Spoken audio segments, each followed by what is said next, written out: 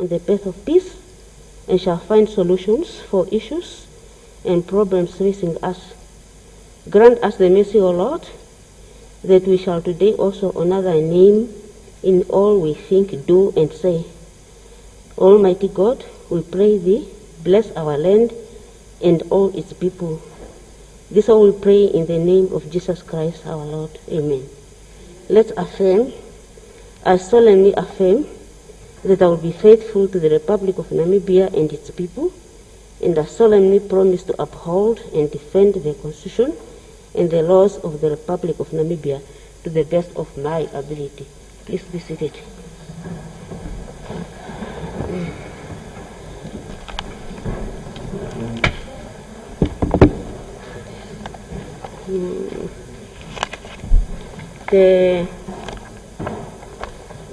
The House is called to order. Before me, I have two petitions, and I would like to lay upon them in terms of Rule 96 sub A of Standing Rules and Order. The first petition is by the members of San community, as they are calling on the National Assembly that they too be included in the genocide discussions, as they have been. How do you do these things? We cannot. Okay.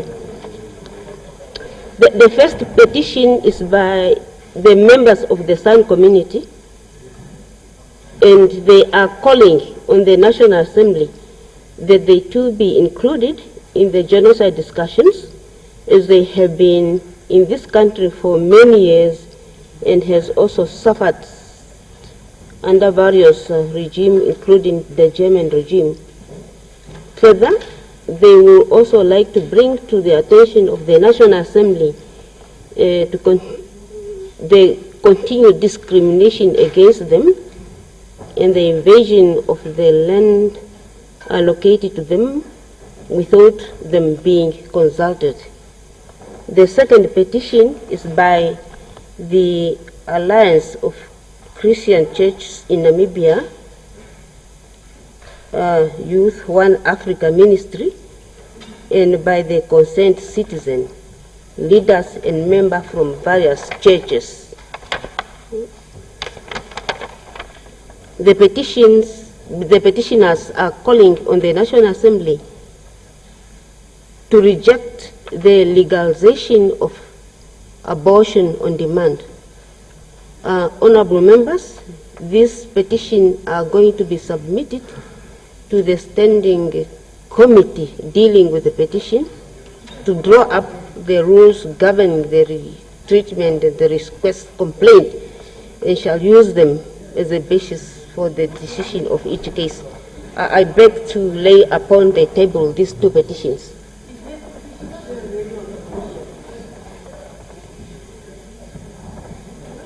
Report of standing committees. Other reports and papers. Notices. I recognize Right Honorable Prime Minister.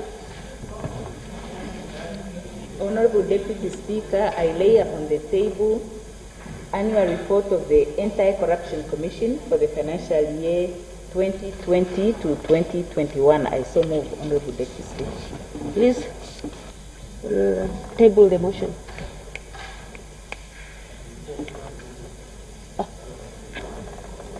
Any other?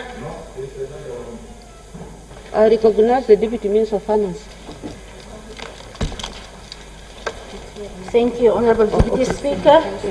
I lay upon the table the annual report of Bank of Namibia for the financial year ended 2021, December 2021. I so move, Honorable Deputy Speaker.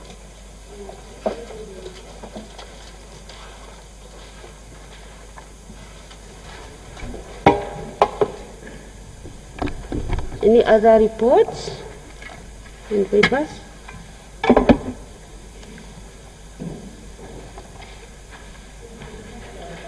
Notices of questions. I recognize Muroro. Thank you very much, Honorable Deputy Speaker. I do have an urgent oral question for the Minister of Finance. What is it all about? Honorable Deputy Speaker, I would like to know whether the Honorable Minister would extend the consultation process and also table, after we have resumed business in June, the regulations on the FEMA Act number 2 of 2021 that is mainly dealing with the preservation of pension funds, of pensions, of people who are either dismissed from work or resign or retrenched before they turned 55 years. Refer to the Minister of Finance. Finance, yes. You got to the questions? Deputy Minister. Yeah, can you repeat it? Okay. Oh, thank you very much. I'm asking whether the Minister would, in the first instance, extend the consultation process period and also after we have resumed business in June, on June 7th, table the regulations for the so much talked about FEMA Act number 2 of 2002 that is mainly dealing with the regulations for the preservation of pensions of people who are either dismissed from work or resign or retrenched before the age of 55. Yeah.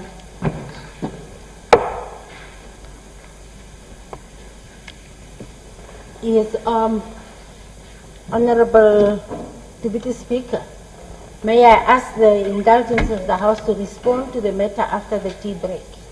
Okay. Because I think there are certain requirements in terms of the consultation period, so we just have to consult and give feedback after tea break. If that Okay. is Yeah, it's fine. in order. Yeah. Or maybe you can make it tomorrow. If that Can is in you? order. Yeah, tomorrow will be fine. Yes. Okay. Any other notices of questions? Notices of motions. I recognize Honorable Karondo.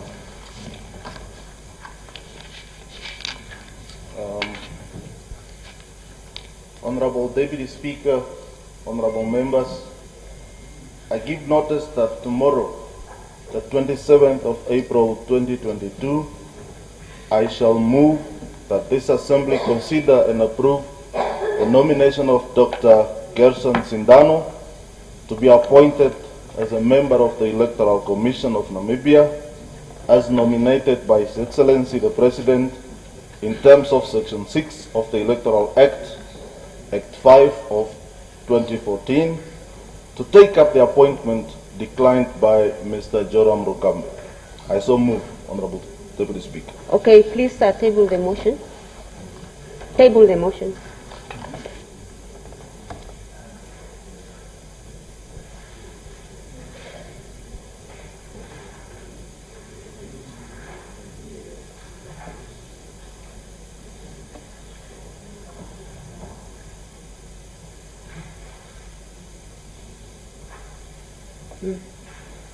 Any other notices of motions? Message from the head of state, ministerial statement. Ministerial statement? None. So the secretary will read the first order of the day.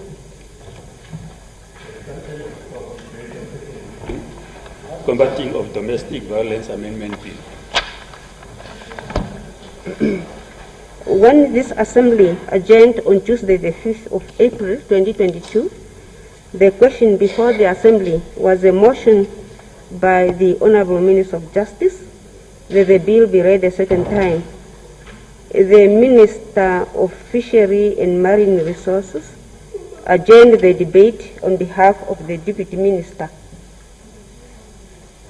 Deputy Minister of Fishery and Marine Resources, you have the floor.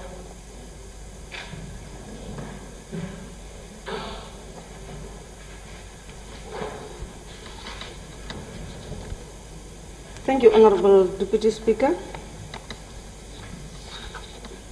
for giving me an opportunity to make a contribution to the Domestic Violence Amendment Bill as tabled by Minister of Justice, Honourable Tauso. I will make general statements before I come to the specific provisions of the bill. Honourable Deputy Speaker, research has shown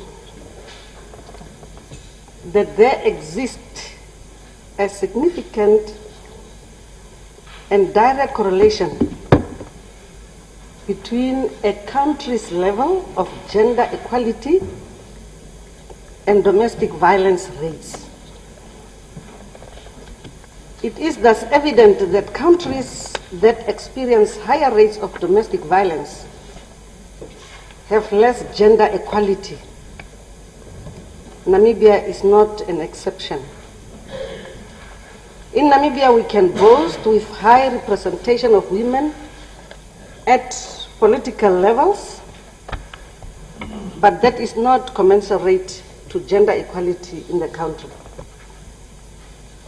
It is also shown that on a worldwide basis, domestic violence is among the most underreported crimes globally for both women and men.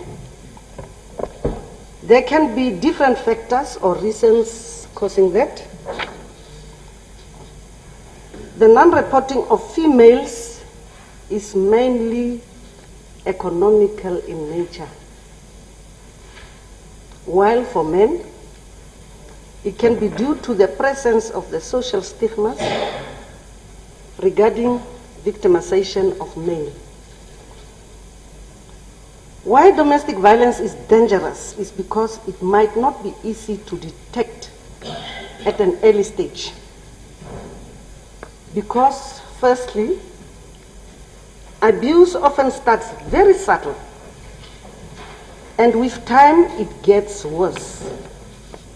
And secondly, because it takes place in an intimate relationship, which should be a relationship of love and trust.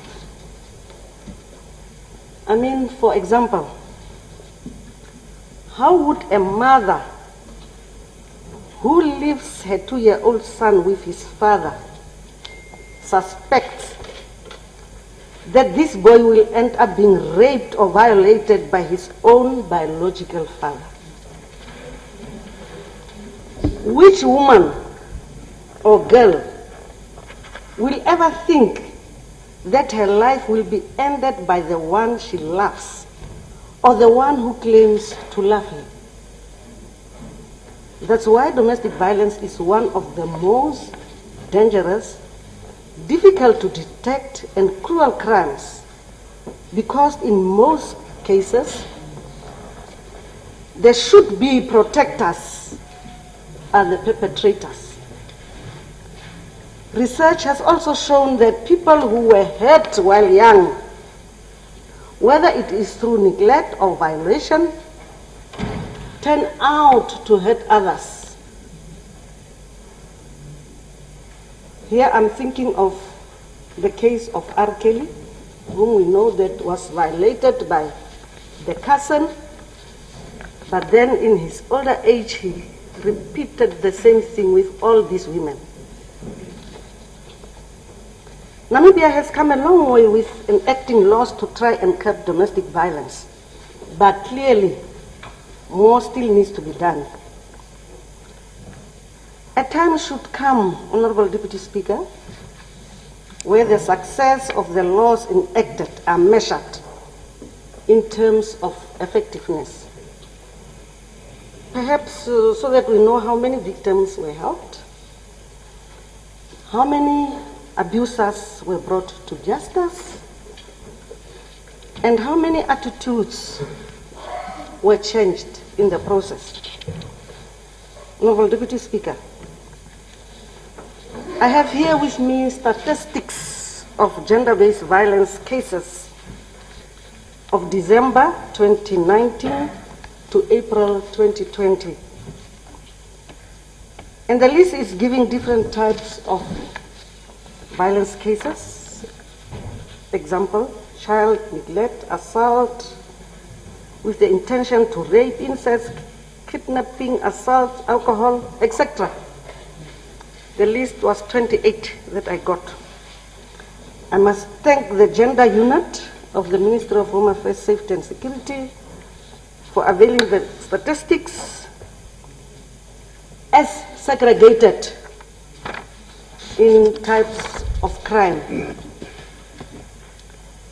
The statistics of gender-based violence cases December 2019 to April 2020 are as follows regionally, starting from the highest to the lowest. Number 1, Commerce region, with 500 cases. 2, Hardap, 231, Ohangwena, number 3, 227, number 4, Erongo, 178, 5, Omusati, 143, 6, Oshana, 142, 7, Karas, 129, 8, Kavango East, 122, 9, Osodonjupa, 113, 10, Oshikoto, 107, 11, Zambezi, 89, 12, Kavango West, 36, 13, Omaheke, 34, and 14, Kunene, 24. And I wanted to see which are the highest committed type. I asked, because I wanted to see where alcohol or substance abuse is slotted in. Number 1 is common assault, domestic violence. The total was 809. Number 2 was assault, gender-based violence, domestic violence with alcohol, total 445. The statistics of December, those was 2019-2020. The statistics of December 2020 to April 2021 shows the highest crimes being, number 1, still assault, common assault, domestic violence with 561 cases. Second was assault with the intent to do grievous bodily harm, domestic violence with 321 cases. While the third was assault, common domestic violence, and alcohol abuse, 45 cases.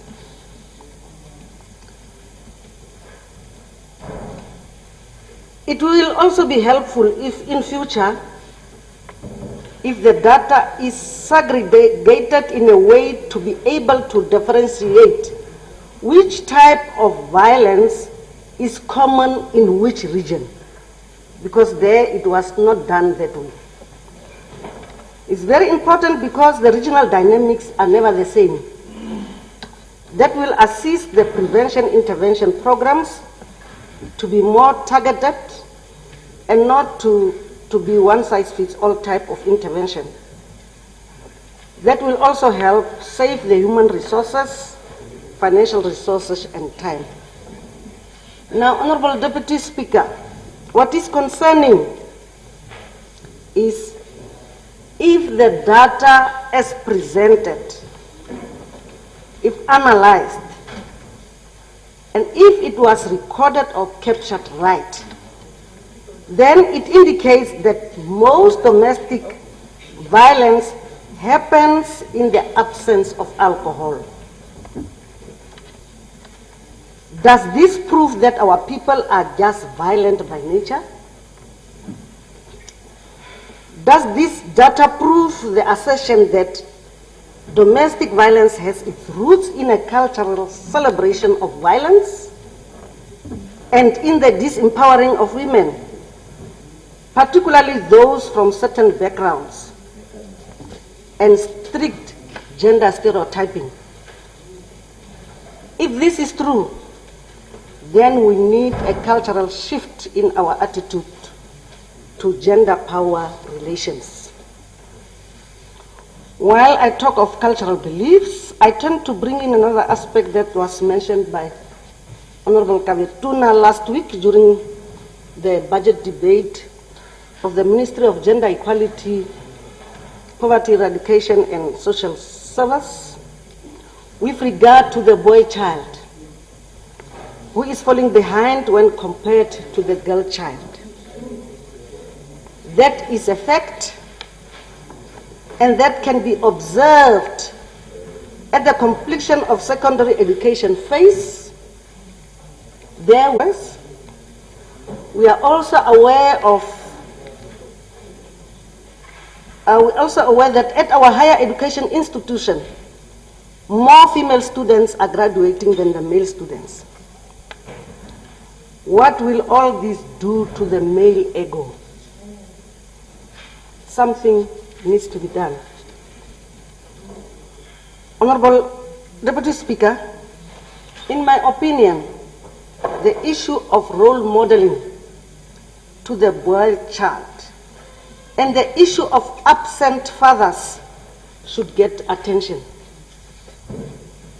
I propose that research, those who are studying or whoever, should be commissioned to determine the impact of the absent father on the boy child. But it can also be a comparative study on the impact of the absent father on both boy and the girl child. Now, honorable members, taking into account the long-term negative consequences often associated with domestic violence, I therefore recommend that effective prevention programs be developed and the preventative intervention targeting male and female adults and children to help deter this violence. So because the ones that are enacted and the one that is being discussed now, those steps only come into effect after the crime has been committed. So can we look that we come up with preventative programs? Programs targeting men typically will have goals different from those programs targeting women and children. For example, it could be in the school environments where equitable gender relations are promoted. I'll give you 1 minute to round up. Oh, did I have 5? Yeah, 1 minute. Okay.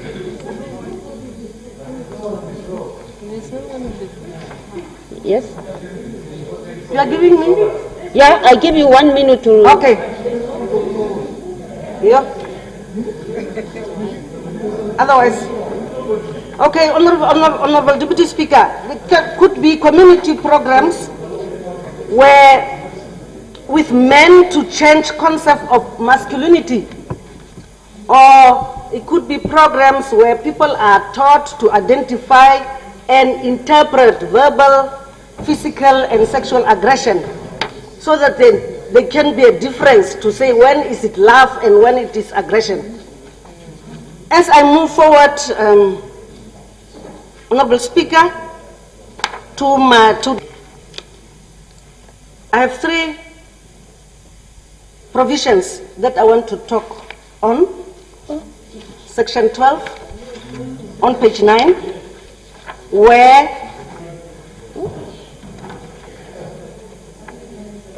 when physical violence has been committed,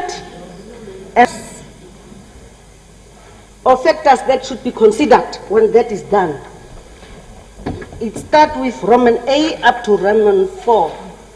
So I have the one at Roman 4 that is saying, in the case of communal land, the respective customary law or practice which governs the rights of ownership to or occupation of that communal land should be taken care of.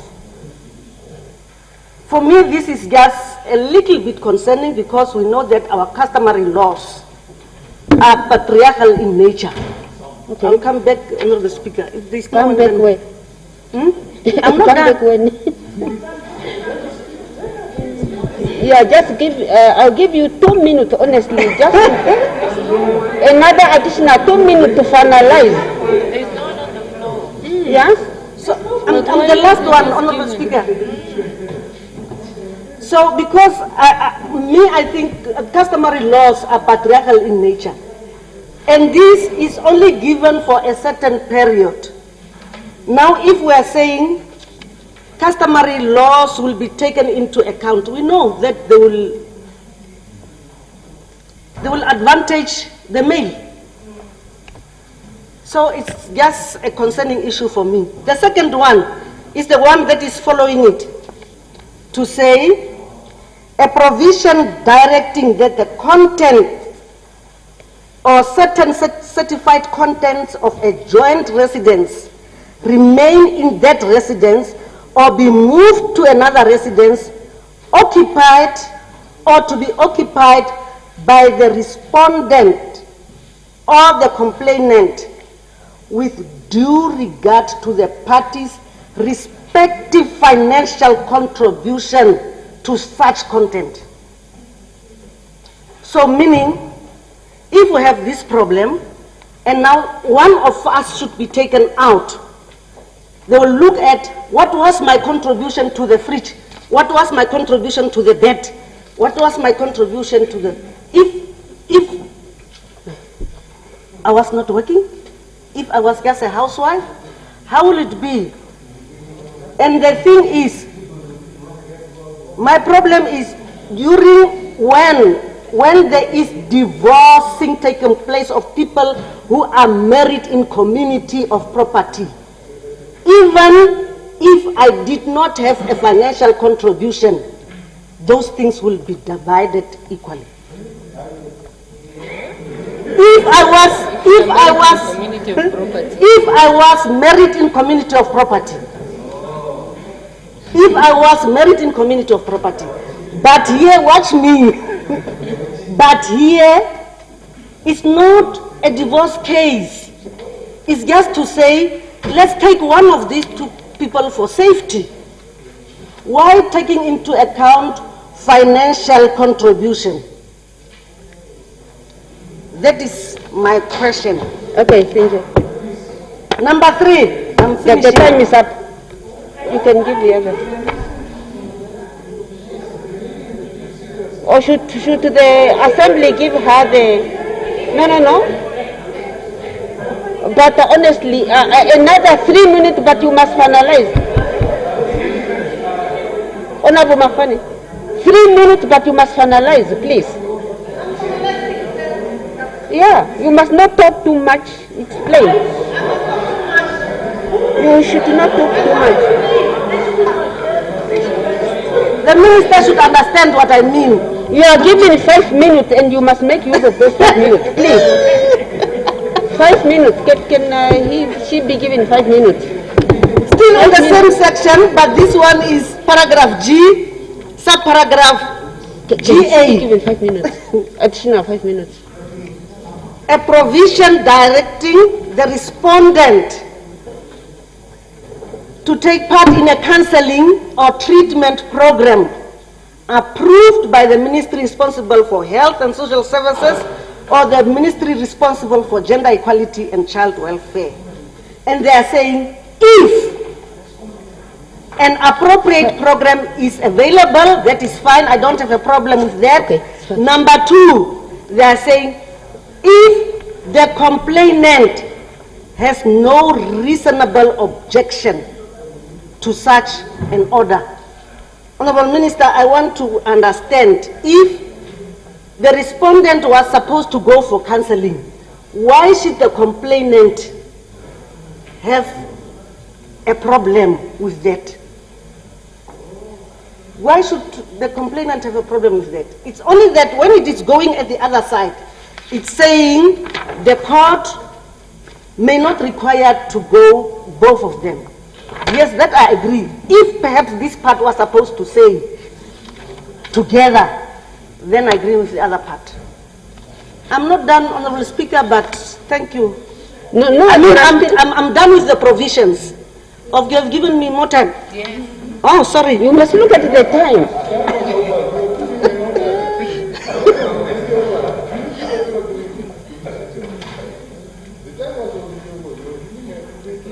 Okay. According to your request, yes, I think my one people. according to the feeling of the House. So. Thank you, Honorable Speaker. Let me end it there. Are you sure? Okay, thank you. Any further? I feel intimidated. Any other further discussions? Any further discussions on this? I recognize Honorable Ndinda. Did she not talk? She didn't talk. Honorable Minister, Deputy Speaker, can I adjourn until next trimester? Why not? Come again? On the 7th of June.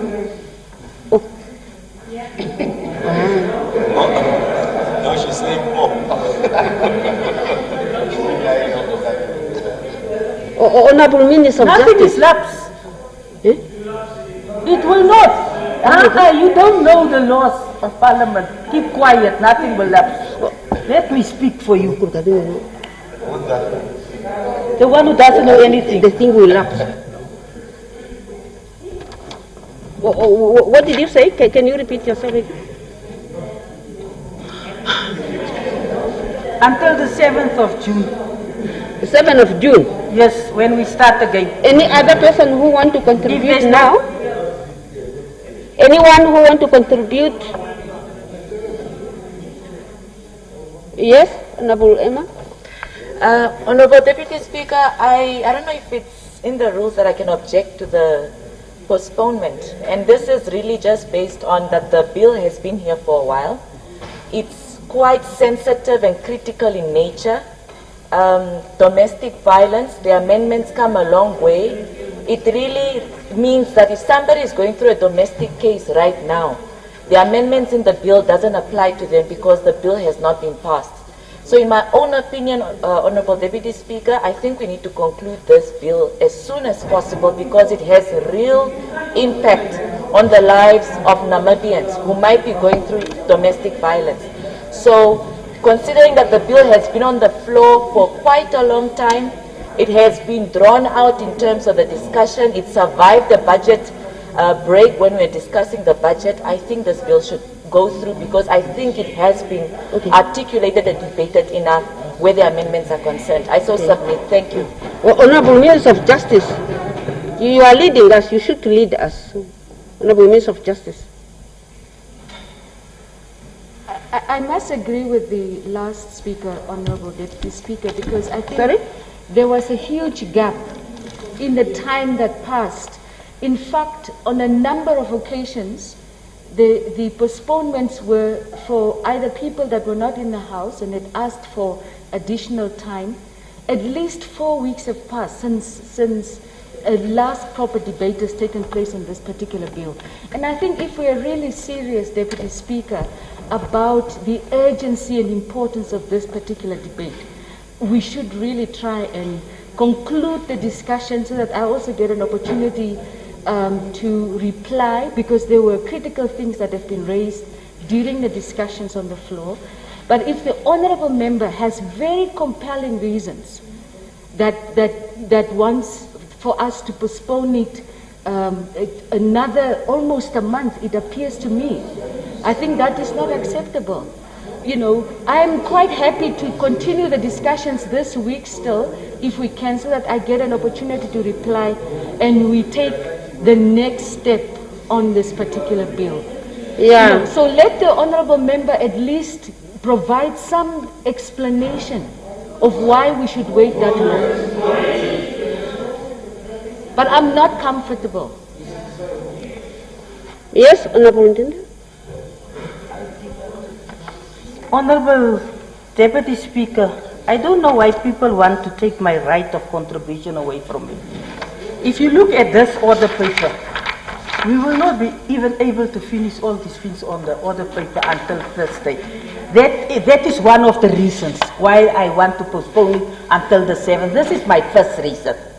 There is no space here for anything. Secondly, for 1 month, we were busy with budget debates. So honestly speaking, no, don't come and things, Honourable Deputy Speaker. Remove your hand from your forehead. Honestly speaking, for 1 month we have budget debates. We were contributing towards the budget debates. We are not here angels and whatever to come and do anything at the same time. We also need to read and contribute. I prepare myself for the next thing on the order paper, and this is the amendment to the combating of rape. So no, I also need time to read. I'm not an angel who can read everything at the same time. No.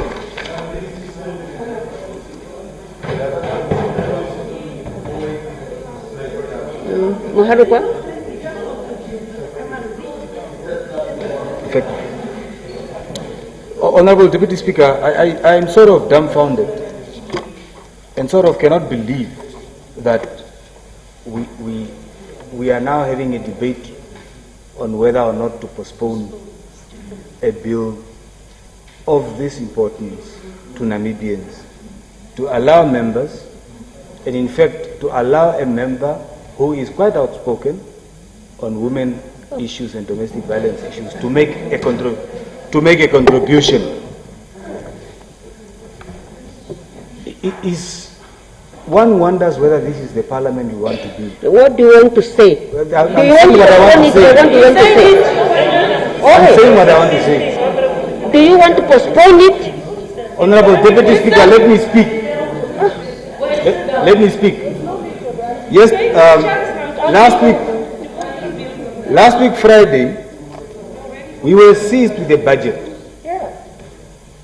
We were seized with a budget, and consensus was sought to pass that budget and especially vote 3 in a specific fashion. This side of the House looked at the importance of that bill and reached the necessary consultation.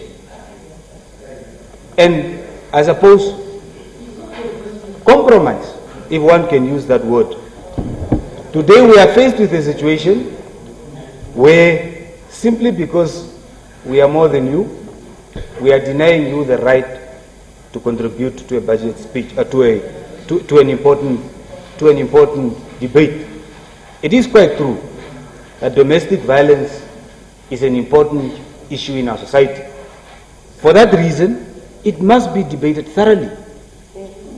It must be debated thoroughly, and we must have sight of the fact that we are coming out of a budget debate where members were sitting in this house up to 12 o'clock at night for most periods.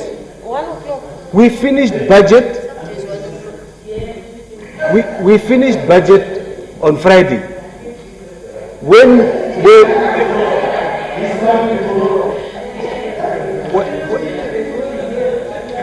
Honourable Speaker, when were we to expect members to actually prepare for the things that they themselves have postponed to contribute to today, and for the stuff that other people have postponed to contribute to today.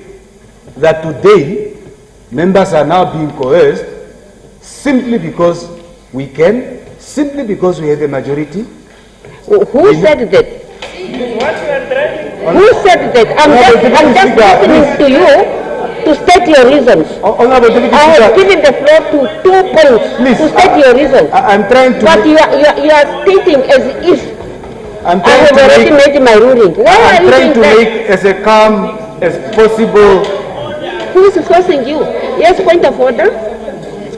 Thank you, Honorable. Okay, I'm waiting for it. Yeah, thank you, Honorable Deputy Speaker. And thank you, Honorable Muharukwa. We are not stopping Honorable Denda, very experienced, very contributory MP to contribute. Okay. All we are saying, and as per the request of the Minister of Justice, is that she would have wished that this thing is passed. Yeah. However, I can also urge the Honorable Dinda to prepare her intervention, and not necessarily for today. We are rising on Thursday. She could still contribute, and so we are not actually denying her to do that. We're just saying if she could hasten the process so that the bill could be passed, because the very reason why you are arguing is very important. They're not passing the bill, or the amendment to the bill will affect the lives of those same people we want to protect by it. Thank you. It's an amendment bill. Honorable Deputy Speaker, that I suppose is a substantive contribution, which Honorable Dienda should have the liberty to reply to. But the point I want to drive home before I sit, Honorable Deputy Speaker, is this: is that as we are debating, there are those things that really should have the foregone conclusion that we should have consensus on. And one of the things is that this bill is quite important. And because of its importance, yes, there's one member who is saying that we must pass it as a matter of urgency, fine, but there's also a member or members who has the view that actually there's no point in rushing to pass this. Let us debate it thoroughly from a policy perspective as well as when we go into second reading. Because the circumstances that we are coming out of, i.e. the budget debate, which was rigorous and cumbersome and time-consuming, did not allow me or us to prepare properly. That, Honorable Minister of Justice, for me, is a compelling reason for the House to grant the member the benefit of the doubt to contribute thoroughly, well-researched at the time when we return after recess. It should be an issue where we have contentions simply because we can be disagreeable. Thank you very much. Anyone who would like to take the floor either tomorrow, Wednesday, or Honorable M? Honorable Deputy Speaker, my understanding is that even if I take the floor now, Honorable Dinda still wants to contribute to the bill, isn't it? And she will still postpone it to the 7th of June. So the issue is not a contribution to the bill. The issue is the passing of the bill. If I may bring the House to the attention of the facts, Honorable Deputy Speaker, this bill was here last year, during last year's session, and it lapsed. And it was a tragedy. And it came back, brought back by the Minister of Justice on 18th February. 18th February 2022. If we are to be honest and look at the time between 18th February, budget that happened for 1 month, and where we are now heading to May, reasonability would dictate that any contentious issues would have been debated, prepared then. But now we want to hold the bill ransom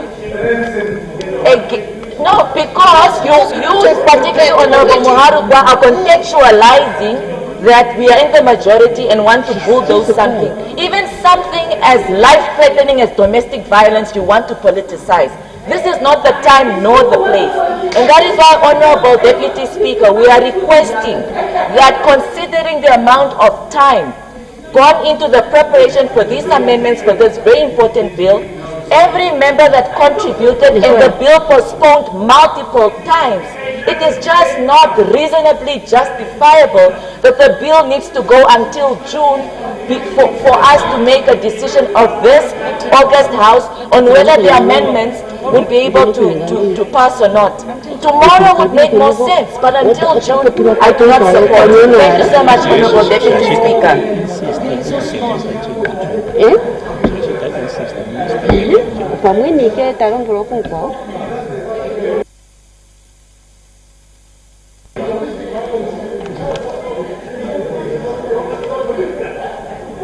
Yeah, I will come back.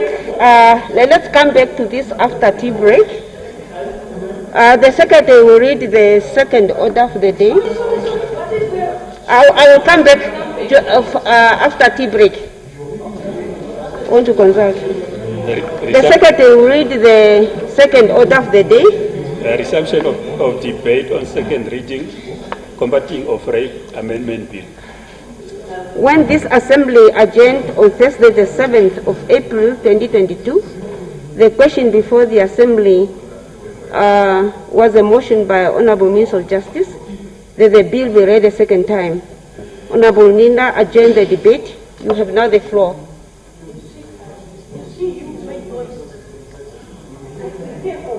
Want to make noise. You want to think I'm here, angel to prepare everything. Nonsense. Honorable, yes, nonsense. It was said nonsense. Nobody complained when Nekundu nonsense here. Honorable Deputy. On the 8th of March, Honorable Deputy Speaker, 2022, the world commemorated International Women's Day. And while it is clear that the world has gone a great mile in the protection and upliftment of women in our society, there is still much to be done in terms of legislation. Honorable Speaker, I do not want anybody to misunderstood me. Indeed, both men and women are affected by sexual violence, but it would be naive for us to assume that the crime of rape is largely against women, largely against both men and women. We know very well that sexual violence mostly affects women and the girl child in Namibia. Honorable Ministers, we as the PDM, we commend and appreciate that the Honorable Minister in her initial motivation on this amendment bill in February 2022 heeded to Honorable Winnie's motion for the government to enact a sex offenders register. We are, however, disappointed, Honorable Minister, that the Ministry of Justice has still not ensured the enactment of a national register.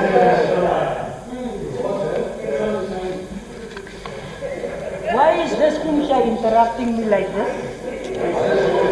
That was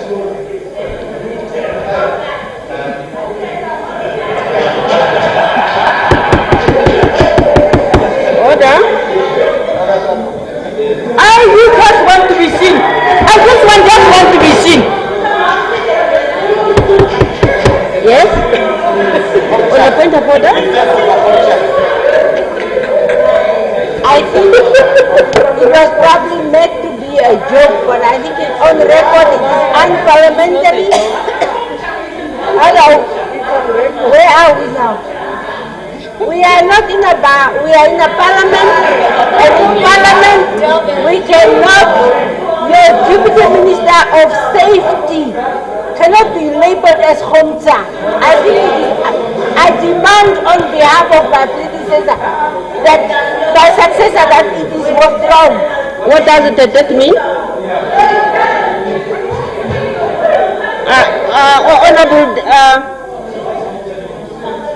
Honorable Deputy Minister, what does that mean in English?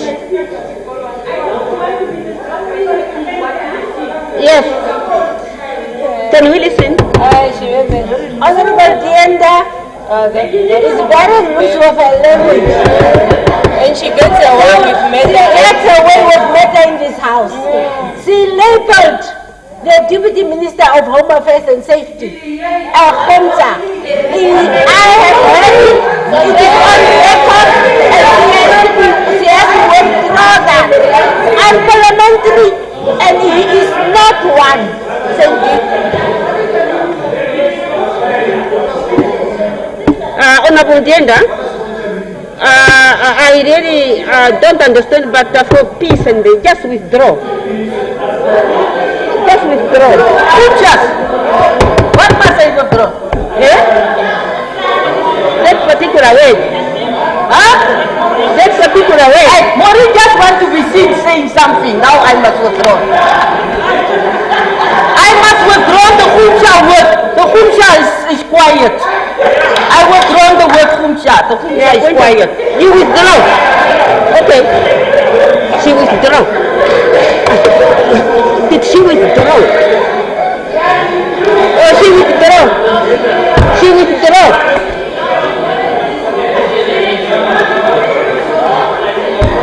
She withdraw. She didn't. Yes? No, I will start all over. I will start all over.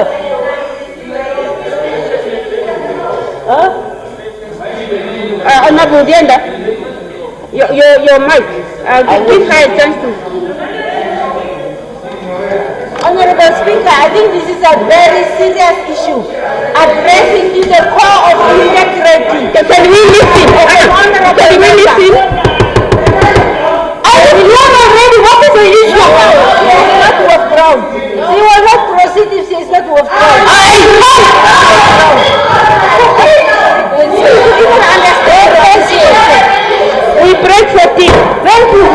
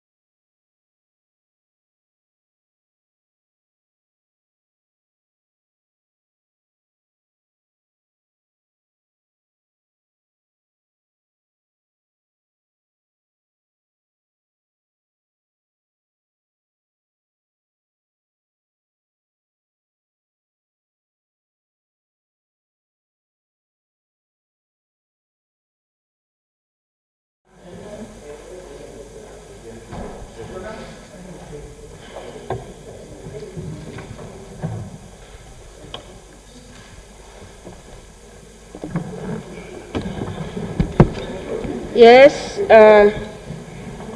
let's proceed. You have a floor, Honorable Ndinda.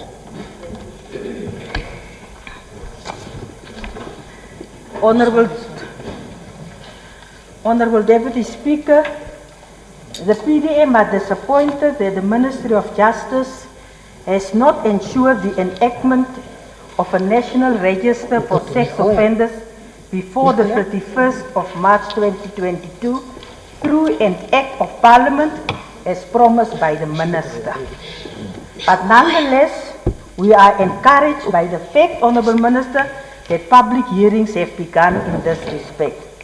As I already alluded to by Honourable Winnie, the enactment of a sex offenders register is fundamental if we want to tackle sexual violence in Namibia on a broader scale.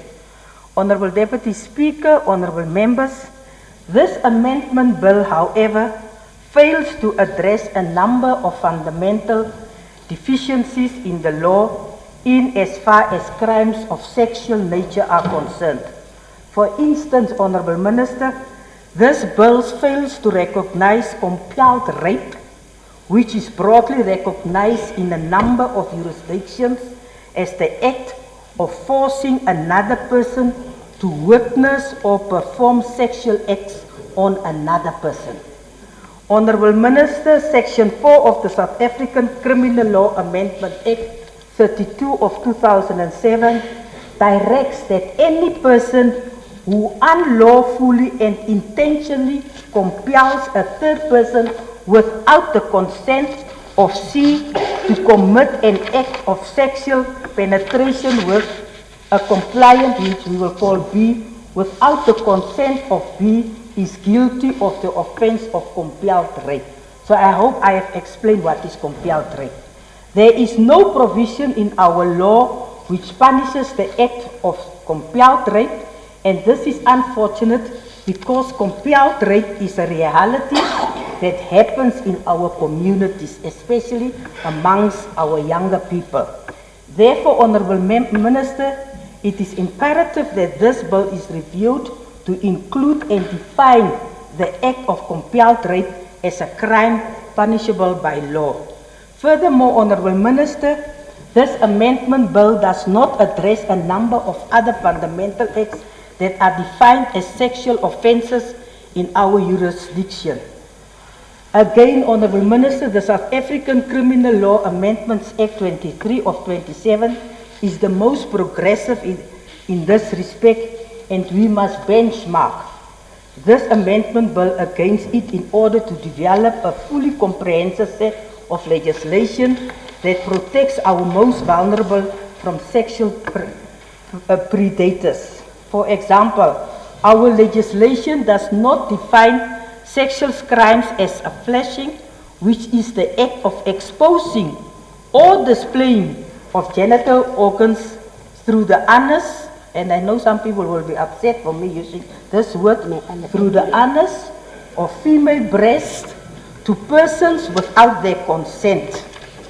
Honourable Minister, therefore, Honourable Minister, this amendment bill not to address a number of these areas which exactly constitutes of rape within the 21st century. Honourable Minister, our children, when you open your Facebook or what is the other? These social medias, you will be surprised of all type of sexual acts that our people are having. Some will let the older people like me in shock to know that, oh, you can also do it like this. Others, it is just normal. So therefore, Honourable Minister, I would like you to look into these sexual acts and whatever the youth are calling it, through the mouth, through the nose, through the everything. Additionally, Honourable Minister mentions in her motivation that victim support and victims witnesses friendly courts is high on the priority list of the Ministry of Justice and the Judiciary. Honourable Minister, while this is happening, the Minister can be construed to be progressive on the surface We all know that the support being rendered out of victims of sexual violence in our criminal justice system leaves much to be desired. Victims of rape not only go through the trauma of being sexually assaulted, but they also have to deal with the horror that they go through while trying to succeed in the criminal justice system. Therefore, Honourable, the Ministry of Justice and the Office of the Judiciary have to ensure that comprehensive victim support programs are developed within our criminal justice system to ensure that victims of rape are emotionally, mentally, the above. There is a particular provision in this amendment bill that must receive proper scrutiny and not to be rushed. The amendment bill proposed the insertion of section AE in Act number 8 of 2000. It reads as follows. In criminal proceedings at which an accused is charged with an offence of a sexual or indecent nature, the court shall not draw any inference only from the absence of all other bodily fluids or within the body of a complainant, or from the absence of evidence that they receive. Honourable Minister, from a layman's understanding, that particular insertion would be understood to mean that a court needs physical evidence if it is true. Physical evidence such as semen or other body fluids within the body to convict an accused person. Honourable Minister, while that insertion is welcome to a large extent, it must be properly defined to ensure that the accused persons do not fall victim on the basis of hearsay evidence provided by the state. While we continue to fight for the victims of gender-based violence, let us remember that all Namibians are entitled to a fair trial as envisaged by Article 12 of the Namibian Constitution. Honourable Minister, in your motivation, the Honourable Minister says that the mere absence of the aforementioned semen and bodily fluids is not the only determinant to denote that the offence did not occur. I don't understand it as a layperson if there is no proof. Therefore, a holistic inquiry should be undertaken rather than the absence of semen, other bodily fluids, and rupturing of the human being utilized by the court.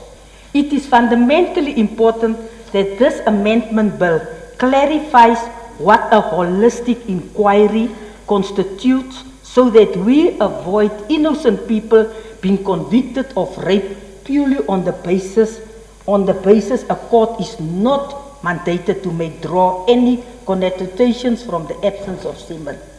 Honourable Minister, simply put, this amendment bill should give clear guidelines as to what exactly the court will take into account in the absence of semen or bodily fluids within the body of the complainant. What other evidence will you use in the court of law? Honourable Deputy Speaker, Honourable Minister, in conclusion, the PDM welcomes this amendment bill with a few reservations that I've outlined above. Rape has become a point of order. I'm sorry to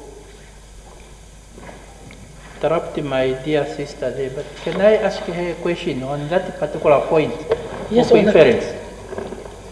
Honourable Dienda, will there be a conviction if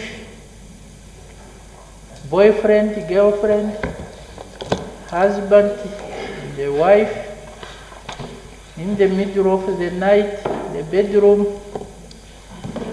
one of them claims that he has been raped in the absence of semen or other bodily fluid? Will there ever be a conviction when only two people, my word, your word? Will there be a conviction? Honourable Minister, you have the same concern in mind. In the absence of these things, of these semens, can there be a conviction? But Honourable Minister, I'm one of the person who really don't support this thing of husband and wife claiming to be raping each other. Please, people, just read your Bible. Those of us who say I do. What meaning of I do? Wait. Those of us, can the ones who say I do, listen. Us who say, I'm talking about husbands and wives, I'm not talking about boyfriends and girlfriends. Those of us who say I do. When you say I do, you are being told. We are being told in sickness and in what? In what? And we are being told you cannot deny your partner his right. As a priest, I'm not talking about boyfriends and girlfriends. Those who say I do. A point of order. Yes.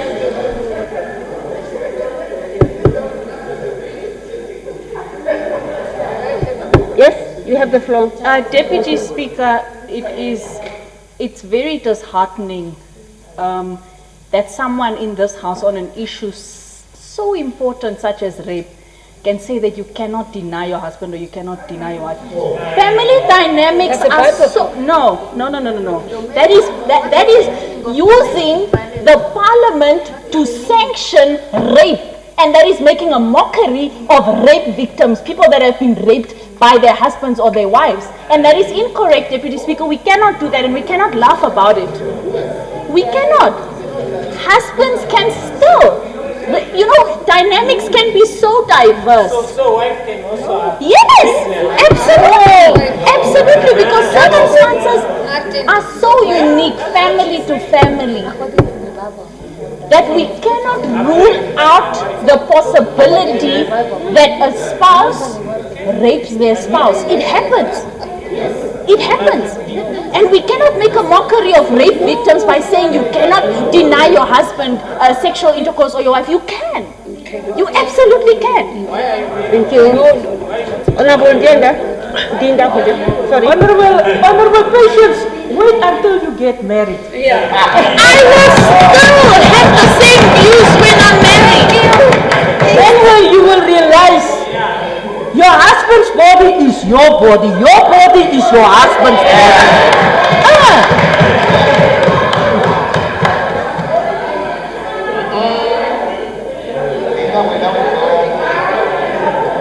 Point of order.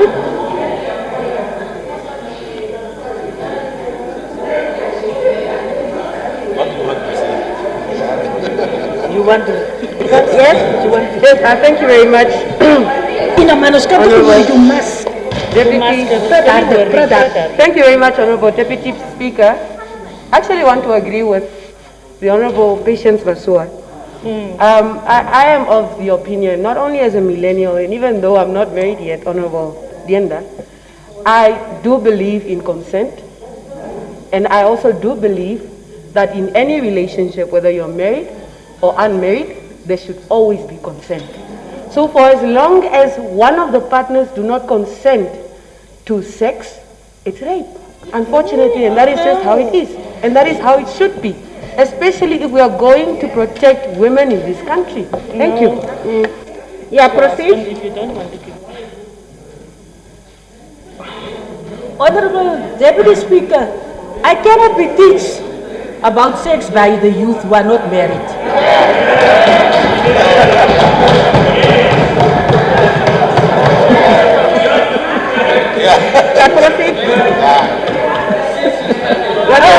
You must first get your legal license. You don't have the license to talk about these things now. Let us have the license and to say I do. Let us talk. When you are in the business, you will understand. Now you will not. You can say no to your partners every day, every weekend. It's my husband. Yes? Point of order. You are still. Yes? Reckless drivers. Honorable Theophilus, I am an unlicensed driver. I withdraw my vote if that's the case. Let's not label Unlicensed driver. Honorable Deputy Speaker, I hear the sentiments of Honorable Dinda, and I think maybe it's a good thing that she did articulate those sentiments, because I think maybe it's a conversation that different generations need to have based on experiences. But I do have a question for the Honorable Member, if I may put it. Thank you. My question to Honorable Dinda, that your statement that a wife's body belongs to her husband and a husband's body belongs to the wife, would it be justifiable for a husband or a wife to hit their partner because their bodies belong to one another? Oh. Yeah, proceed.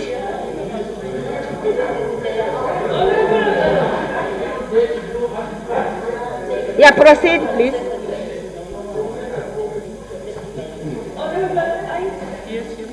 Honorable Deputy Speaker, I'm talking about rape, not domestic violence. There's a difference. Yeah, proceed, please. GBD is coming, I will talk on that one. Now I'm talking about rape. Yeah. I'm lying next to my husband. It's my husband, it's not a monument lying next to me.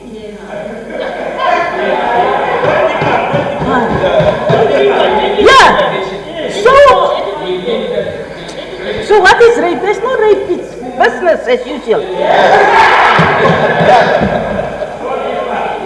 In conclusion, Honorable Deputy Speaker, the PDM welcomes this amendment bill with a few reservations outlined above. Rape has become a pandemic in this country, and it is our duty as lawmakers to ensure that the victims of rape are protected by legislation against perpetrators of rape. I thank you. Thank you. Honorable Davis. Davis. Don't start. No. You have the floor. Get graduated. Mary, not if you are used to. You have the floor, madam. Oh, yes. It's how people become entitled to others. Yes, because you are married to them, I think you should abuse them. Come on. Honorable Davis, you have the floor. Generations are not the same. So can we listen to the Honorable Davis? Thank you, Honorable Deputy Speaker, honorable members. I rise to make a brief contribution towards the Combating of Rape Amendment Bill as tabled by the Honorable Minister of Justice on the 22nd of Feb. Since the 22nd of Feb up to date, I do believe that everyone that is reading newspapers are aware that on a weekly basis, kids are being raped, murdered, sodomized. All these things happen in this Namibia. And therefore, I would love to make a very brief contribution. There is currently a matter before the High Court of Namibia whereby a doctor is challenging the constitutionality of Section 2, Paragraph 2 of the Combating of Rape Act of 2000, which we are attempting to amend through the current amendment bill on the House floor. The applicant in this case is arguing that Section 2, Paragraph 2 of the Combating of Rape Act 8 of 2000 is unconstitutional because of the words "not limited to" under that provision. He is arguing that the words "not limited to" are too broad and vague to such an extent that they may prejudice the accused and the constitutional rights guaranteed under the Namibian Constitution. The Prosecutor General is opposing this application and contends that the Act is meant to combat rape in all its manifestations, and that the legislature, the Parliament, saw it fit to provide for a broad and non-exhaustive list of what constitutes coercive rape. Since we are now engulfed with the amendments to the Combating of Rape Act of 2000, is it not prudent whether we as the legislature considers the constitutionality of Section 2 of the Act, and whether indeed the words "not limited to" contained under that provision constitution an infringement of accused persons' constitutional rights in as far as coercive circumstances are concerned. So I think that we should also take this in consideration, that another person, another judge perhaps in the Supreme Court might interpret it differently, and then we will sit with another outcome. So I would say that I, from the side of the PDM and all the PDM members, really support these amendments to the Combatement of Rape Bill. Thank you. Any further discussions? There is none. Honorable Minister, we have the floor.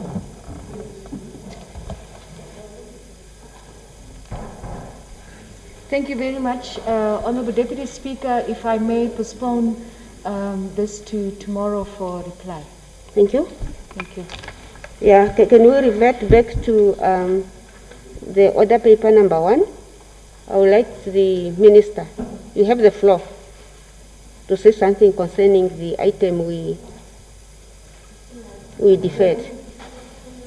Thank you very much again, Honorable Deputy Speaker, and I also just want to thank all the members that have contributed to this debate on domestic violence amendment up to this point. The Deputy Speaker, I just want to indicate... No, domestic. Domestic. Domestic violence. Yeah, proceed. It's domestic. Thank you. I do want to just say that it is important for us that the National Assembly members are given sufficient time to respond to the issues and contribute to the debate. There is no doubt in our mind that that's an important part of what Article 45 of the Namibian Constitution expects of members of the National Assembly. So in agreeing to the postponement to the 7th of June for Honorable Dienda to contribute to the debate, I just want to say that the fairness lies in the fact that when we tabled the bill on the 15th of February, we wanted to have it at least finalized at this level at the earliest possible time. So I don't have a principal objection to the postponement, but I do hope that there will be not much longer time after that, that we will conclude the debate. I can reply, and the processes that need to happen at this level, particularly committee stage, are given the required time to be completed. If this matter is so urgent, I think we too must show our urgency by providing, by using the time optimally that is provided to us by this particular platform. Okay. But I have no objection to domestic violence bill. It's postponed to the 7th of June, 2022. The Secretary will read the third order of the day. Resumption of debate to redress poverty in the Kavango, Kunene, Zambezi, and Ohangwena regions. This is the third, no? When this assembly adjourned on the 7th of April 2022, the question before the assembly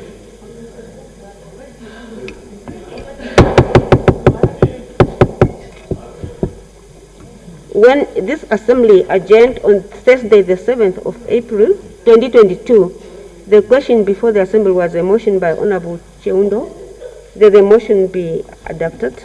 Honorable Muharukwa had the floor, and he might continue. You have the floor. Thank you very much, Honorable Deputy Speaker. Honorable Deputy Speaker, I have taken the floor right after the Honorable Nkundi has contributed to this debate, and in doing so, I was pointing out the fact that as members of Parliament, we are in a very fortunate position to be able to proffer solutions to problems that arise in the respective parts of our society. And that at times we need to choose whether to politic or whether to advance the Namibians' lives. I would have thought this motion provides a wonderful opportunity for us, as opposed to blaming one another, to tell each other what we could be doing. In essence, after having said that, I was coming to a number of proposals that we could engage in trying to bring down poverty in the said regions. And in doing so, I raised the water, the abundance of water in these particular regions. And I added Hardak to it, and that we can use that as a means to curb poverty and create employment of the young. Honorable Speaker, honorable members, but one wants to look beyond Namibia. We are indeed not a very big population, so we don't have necessarily cheap labor available. Neither do we, as a nation, perhaps have the necessary buying power. But maybe it's about time that we look beyond the borders of Namibia and say, what is it that we have in Namibia that others can tap into? The regions that are mentioned by the mover of the motion are all north of the red line.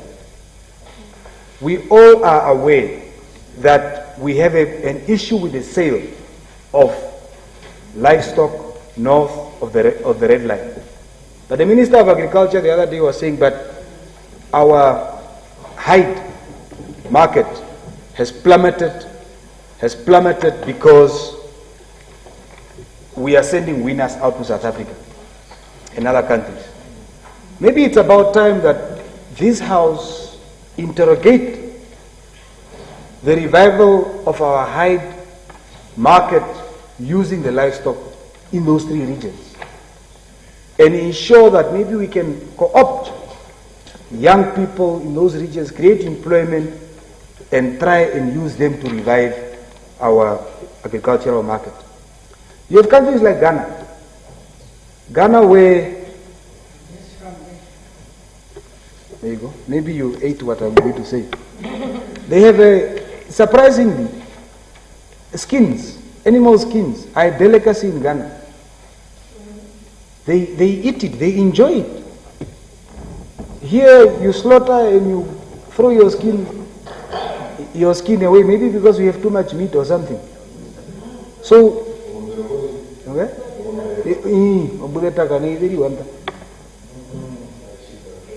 Yeah, you see, I'm even swallowing. But isn't it maybe about time that as Namibia, we can use the young people in the northern regions and say, look, between the ministries of the embassy here of Ghana and our Minister of Foreign Affairs in tandem with the Ministry of Trade, we've looked at ways how Namibia can export these skins, export offal, intestines and things to Ghana at a better price. That will also be a means of getting an extra market for our produce, but also lifting our people out of poverty. Indeed, like I said, and I think it's common cause, that we are not a big market. But there's nothing that prevents these regions that are mentioned here from actually engaging in finding products that we can send, say, to the DRC. We must just inject the money in. And there's a rather saying that says, if someone does something exemplary or good, it is only good and progressive to emulate. Now, if you look at our compatriots, our fellow white colleagues in Namibia, they've really had an injection of capital in their wealth. A deliberate policy to ensure that only the absolute useless cannot thrive. There's nothing that prevents this parliament, that prevents Namibia from looking at these three regions and saying that we have poverty in these regions. How do we inject deliberate cash into initiatives that ensures that we try and alleviate poverty? before I sit, the Honorable Deputy Speaker, we speak about many things in this Parliament. But after we have d'accord, it ends there. The PDM, through its President, Honorable Venani, brought a motion for restocking of communal farmers' cattle after the 2019 drought. We agreed as a Parliament. These are the mentioned regions. That is one of the means that could ensure that people could be uplifted out of poverty. But where is it? Who took it on to say that Parliament has directed that we come up with initiatives to restock communal farmers? It ended a sad death. And if you look at the south, they have rain now. But your communal farmers in the south have suffered serious catastrophes on the stock levels. They need serious assistance for restocking.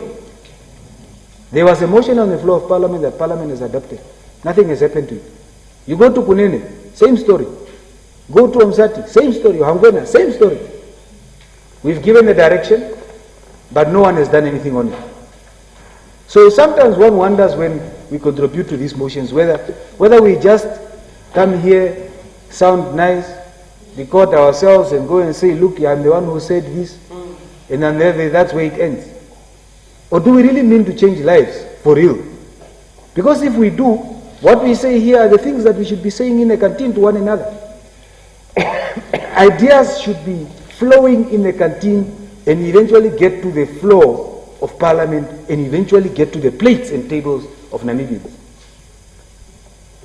The PDM brought another motion through myself in terms of we asked that an initiative between commercial landowners, resettled landowners should be able to get an initiative from government where they could co-opt groups of young people on their farms to do specific projects in order to ensure that there's profit sharing. It was adopted. But where did we end? We are still at the same place. So with those few words, Right Honourable Speaker, Honourable Members, maybe we should reconsider whether at all it is necessary to talk, whether at all it is necessary to even have motions in Parliament. Because this is where we advise one another. This is where we talk about how we should advance the lives of people, whether it's in Tamanzi, Fakhras, Kangwati, no, not because the Prime Minister came, I'm just saying. Yes, Tamanzi must be in Parliament, we must talk about it here, it must not be strange. But we mention it, we talk about it. After we do that, we adjourn, the people's poverty continue, we bring another motion on a different title, seeking the same impact, and nothing happens. So, Honourable Speaker, I support the motion. I really hope that we can come up with solutions to alleviate these communities out of poverty, and that after Parliament is so adopted, the Prime Minister will take, and I'm not taking a swipe at him, it's a frank statement of what I genuinely and sincerely hope, that she will take it serious, take it to Cabinet, and say that as leader of government business in the National Assembly, this is what Parliament has directed. Cabinet colleagues, what do we do with this? And then Mero Mutu, on their own, the Prime Minister, report to Parliament and say that the motion that you have passed, we are already doing it, this is how we are doing it. Or we were doing it but we were a bit skewed, now we are coming back, and I think if we do that, we'll have a very beautiful nation, we'll have a happy Namibians, we'll have prosperous Namibians. Thank you very much. Okay. Any further discussions? I recognize Honourable Hinda, Maureen Hinda. Yes, thank you very much, Honourable Deputy Speaker. I support the motion in principle. I want to add the issue that I actually maybe because of the time, I do not remember what exactly the mover of the motion wanted with the motion, because the previous speaker spoke about a different approach.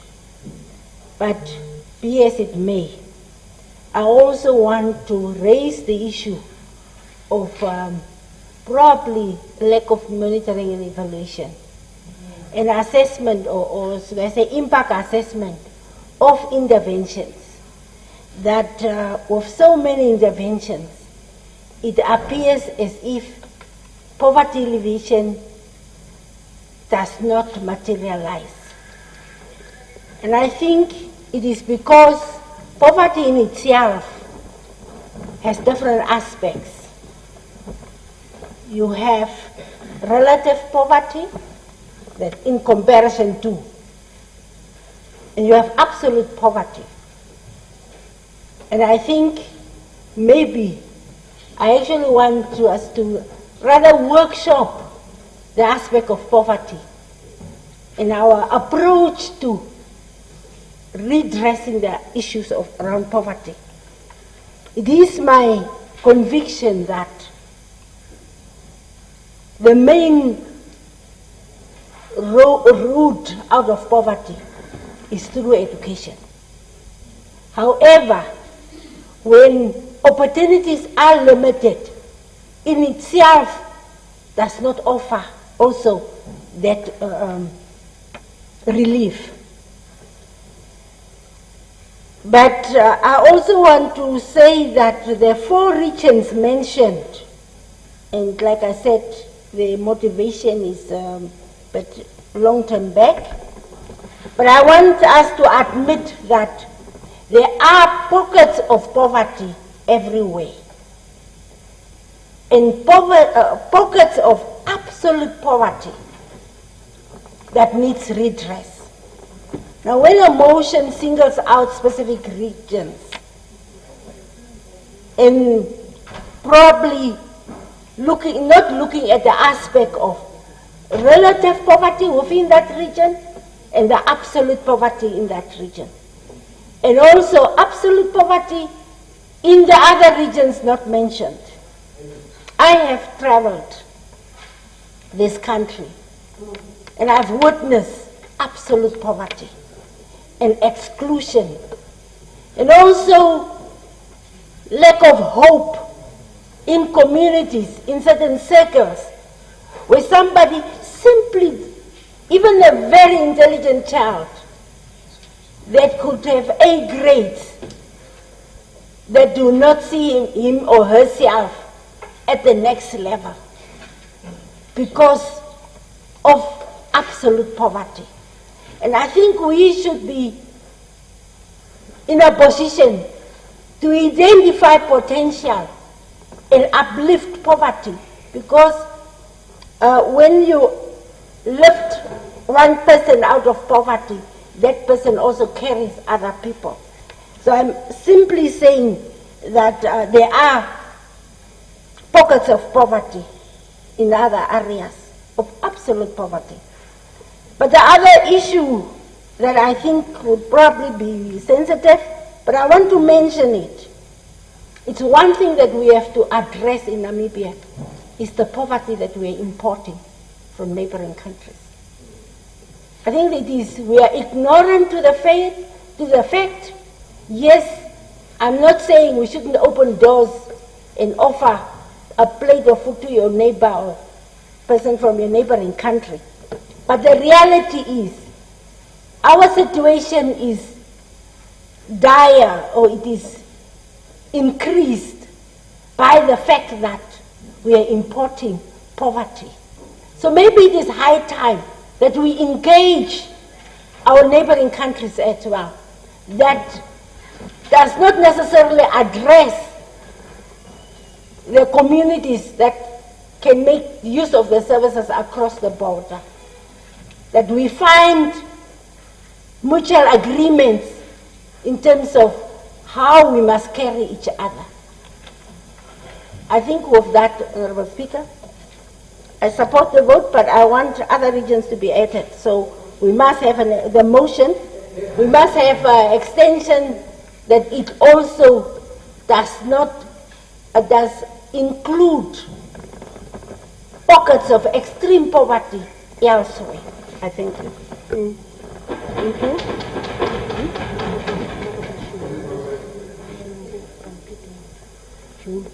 Yes, Honorable Shumbo. Thank you very much, Honorable Deputy Speaker. If there's any other member who want to contribute on this very important discussion, of course, poverty exists in these respective areas, and it's very important, if with the concurrence of this House, that I may be allowed to also say something on this specific discussion next week on Tuesday. Please bear with me. Next week on Tuesday, What can happen? We can make it tomorrow if it's okay. Yeah, tomorrow is fine. Yeah, I think tomorrow it will also be appropriate for me. Okay. Yeah? Or the 7th of June. Yeah, in the absence of anyone, we can Who's that? postpone it till tomorrow. Tomorrow, is it okay for you? We can, okay, we can push it to the 7th Tomorrow, of June. is it okay? The 7th of June. Sorry? The 7th of June. 7th of June. Okay, yeah. Are you happy? Are you okay with that? I don't know, Mr. Cheundo, where is the mover is not here.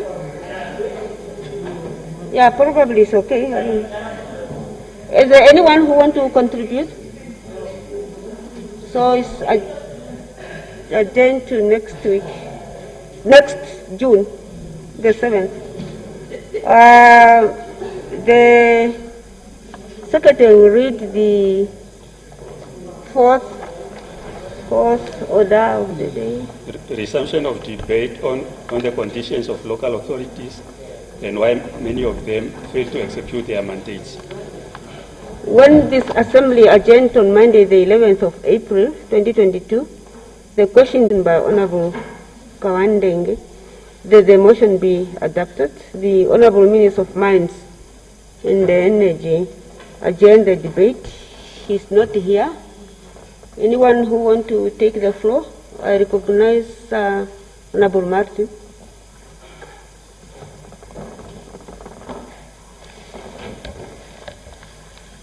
Thank you, Honorable Deputy Speaker. Honorable Deputy Speaker, I rise to contribute to the motion by Honorable Kawandenge for the House to discuss the condition of local authority and why many of them fail to execute their mandate. Honorable Deputy Speaker, the year 2022 marks exactly 30 years since the promulgation of the Local Authority Act, Act 23 of 1992, and the Regional Council Act 22 of 1992, respectively. These two pieces of legislation gave birth to democratic local governance in Namibia under the first democratically elected government, which was born on the 21st of March 1990. The 30 years existence of local government present us with an opportune time to reflect and to measure the performance of our local government in addressing the socio-economic development of our citizens in order to uplift the living conditions. 30 years down the line, our local authorities are still faced with various challenges that cripple the service delivery of our people. This is attributed to the increase in urbanization and demand for services, especially land and housing delivery, without the corresponding increase in the revenue base to support the servicing of land and infrastructure development in local authority. Honorable Deputy Speaker, honorable members, local authority in Namibia continue to face various challenges that are hampering the performances as a result of the following. One of them is the unprocedural suspension of chief executive officers and administrative officials. The plight of local authority, chief executive officers and administrative officials who continue suffering the fate of career and reputation damaging is very worrisome. Local authority councillors have a trend of unprocedural suspension of CEOs, either to frustrate them, intimidate them, or maybe to victimize them.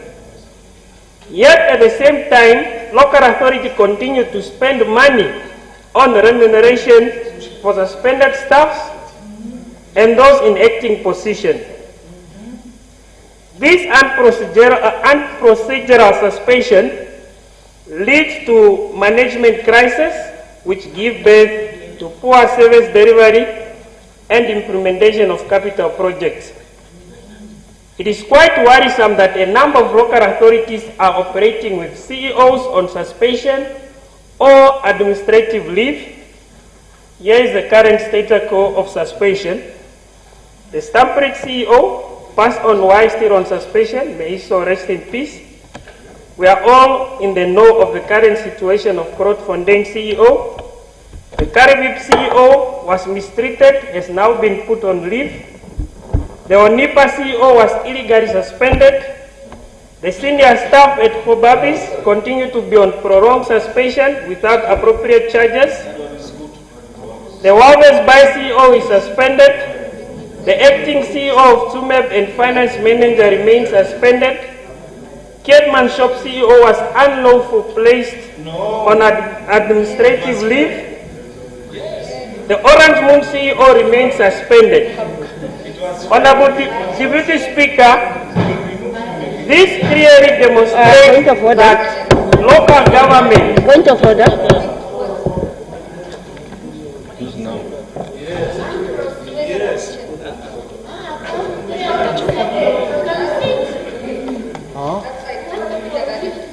No, I'm not conflicted. I'm not a councillor. The honourable member is speaking nonsense. Yes, On what basis does he say Ketmosop CEO was put on suspension unprocedurally? If he wants to debate, then he must debate properly. Not to come and make statements that don't make sense. He must engage us. Because we will be provoked. What informs unprocedural suspension? Who told him that? Is he the spokesperson of the CEO? Proceed.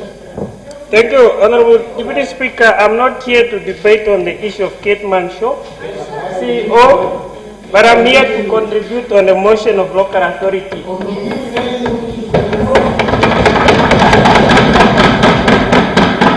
Honorable Deputy Speaker, this is clearly demonstrate that local government CEOs and professionals are the least protected employees, and at the same time reflect that. Can we listen? Yes? Yeah, can we still listen? Can we listen to the House? Order. Honorable Swatboy, can you give him a chance to take the floor? Please take the floor. Martin? I'm sure the member wants to contribute. Maybe he no, can just come take up the and... floor. Yes. Order. Allow me to state my part. Allow me to state my part, then you can come in with your contribution. Can we listen, please? Yes.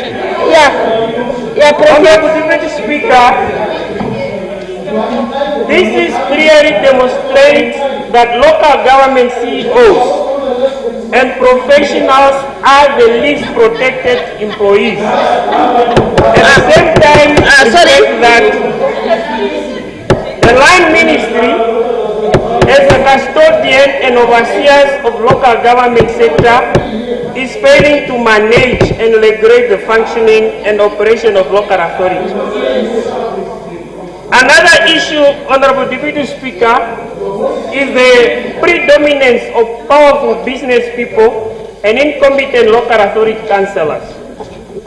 More often than not, the political leadership of local authority comprises of local businessmen and women who mainly serve their business interests before those of residents. And this is really causing chaos in local authority. Most of these political leaders are good at running their own personal businesses and attempt to transform local authority into their own personal institution or business. These often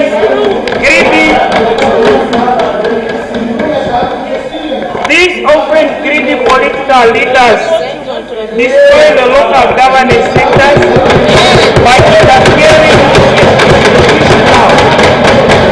operational and administration matters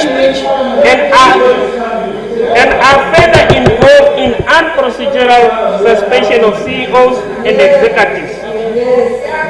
The other issue, Honorable Deputy Speaker, is the lack of support and responsive from the Ministry of Urban and Rural Development on submission. There remains a persistent lack of support and responsive from the Ministry of Urban and Rural Development in terms of facilitating the effective response on the following issues. 1. The budget approval and implementation. 2. The land alienation. And 3. Lifting of unlawful suspension of CEOs and executives. It has therefore become imperative that the Ministry of Urban and Rural Development trumps up its responsive to these key issues in order to fast-track the development at the local governance. Another issue, Honorable... Can we listen to the honorable member? Anyone who wants to take the floor, you can take the floor thereafter, please. If you are not protecting me, I will sit down because I need to talk. If the members have to go, let them raise their time.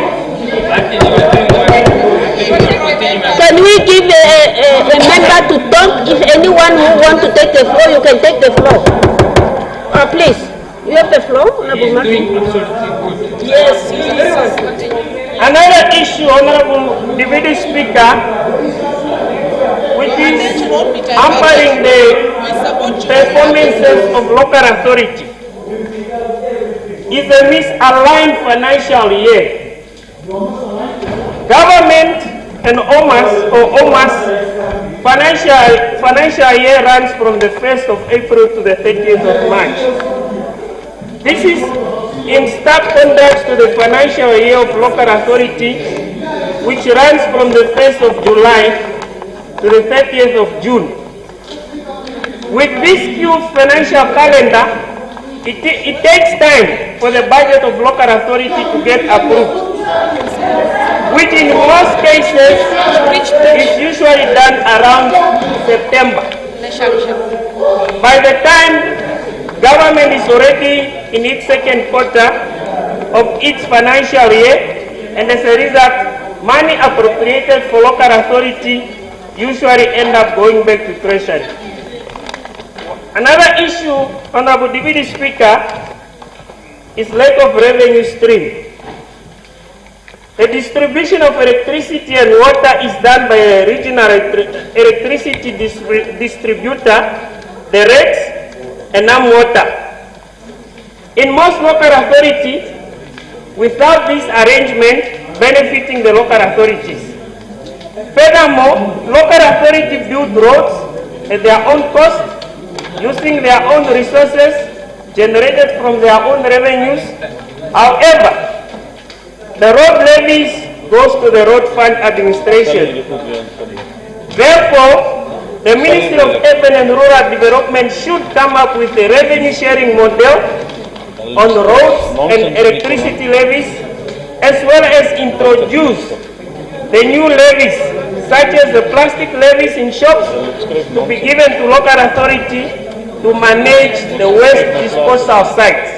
Furthermore, non-water levies must be reduced and water levies introduced to water infrastructure that many local authorities fight to maintain. issue, Honorable Deputy Speaker, as I was serving in Ondangwa Local Authority, is the consent to sell land. It is common cause under Local Authority Act that after council agrees and advertises for people to object to a land sale, local authorities are required to get the selling consent from the minister. Why can this function not be delegated to the regional council to balance the supererogatory powers held by the line ministry, which negatively hampers the effective execution of projects by local authority within a timely and proper manner? I want to address the issue of the developmental programs. Most of the developmental programs being carried out by regional councillors are only meant for people living in rural areas. These are programs such as the drought relief food, the rural sanitation, the microfinances, etc., but not in the urban areas, with the understanding that the urban areas are covered by already the struggling local authorities. It is, however, the same local authority which are obliged to give the 5% of their revenue to the regional council. So with these developmental programs taking place mainly in rural areas, I thought it could be the 5% could be kept by the local authority so that this one can be utilized to maintain the capital projects that the local authorities are involved. Furthermore, there seems to be a duplication of mandates between the regional council and the local authorities. For instance, the regional councillor whose constituency... Hello? I give you 5 minutes to finalize. Yes, I'm very near. 10 minutes will do. 10 minutes will do. Make sense. The regional councillors whose constituencies are wholly made up of areas in the urban centers, finding that they have no weight or that their mandates are duplication of efforts which are already being carried out by local authorities. Therefore, the two pieces of registration that governs both the regional council and the local authority have to be reviewed to ensure that there is an effective delineation of mandate between the two structures of local government. And lastly, I want to touch on the issue of allocation formula of funds and local authority councillors' allowance.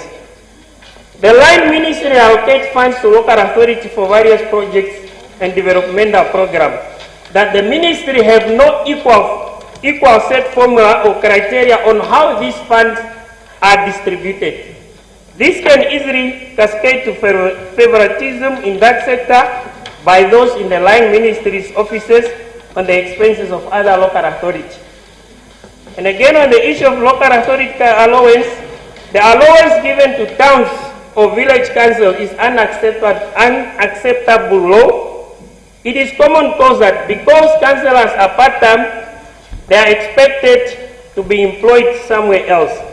However, this modus operandi is not effective, but rather promote corruption and self-enrichment by those who get opportunity.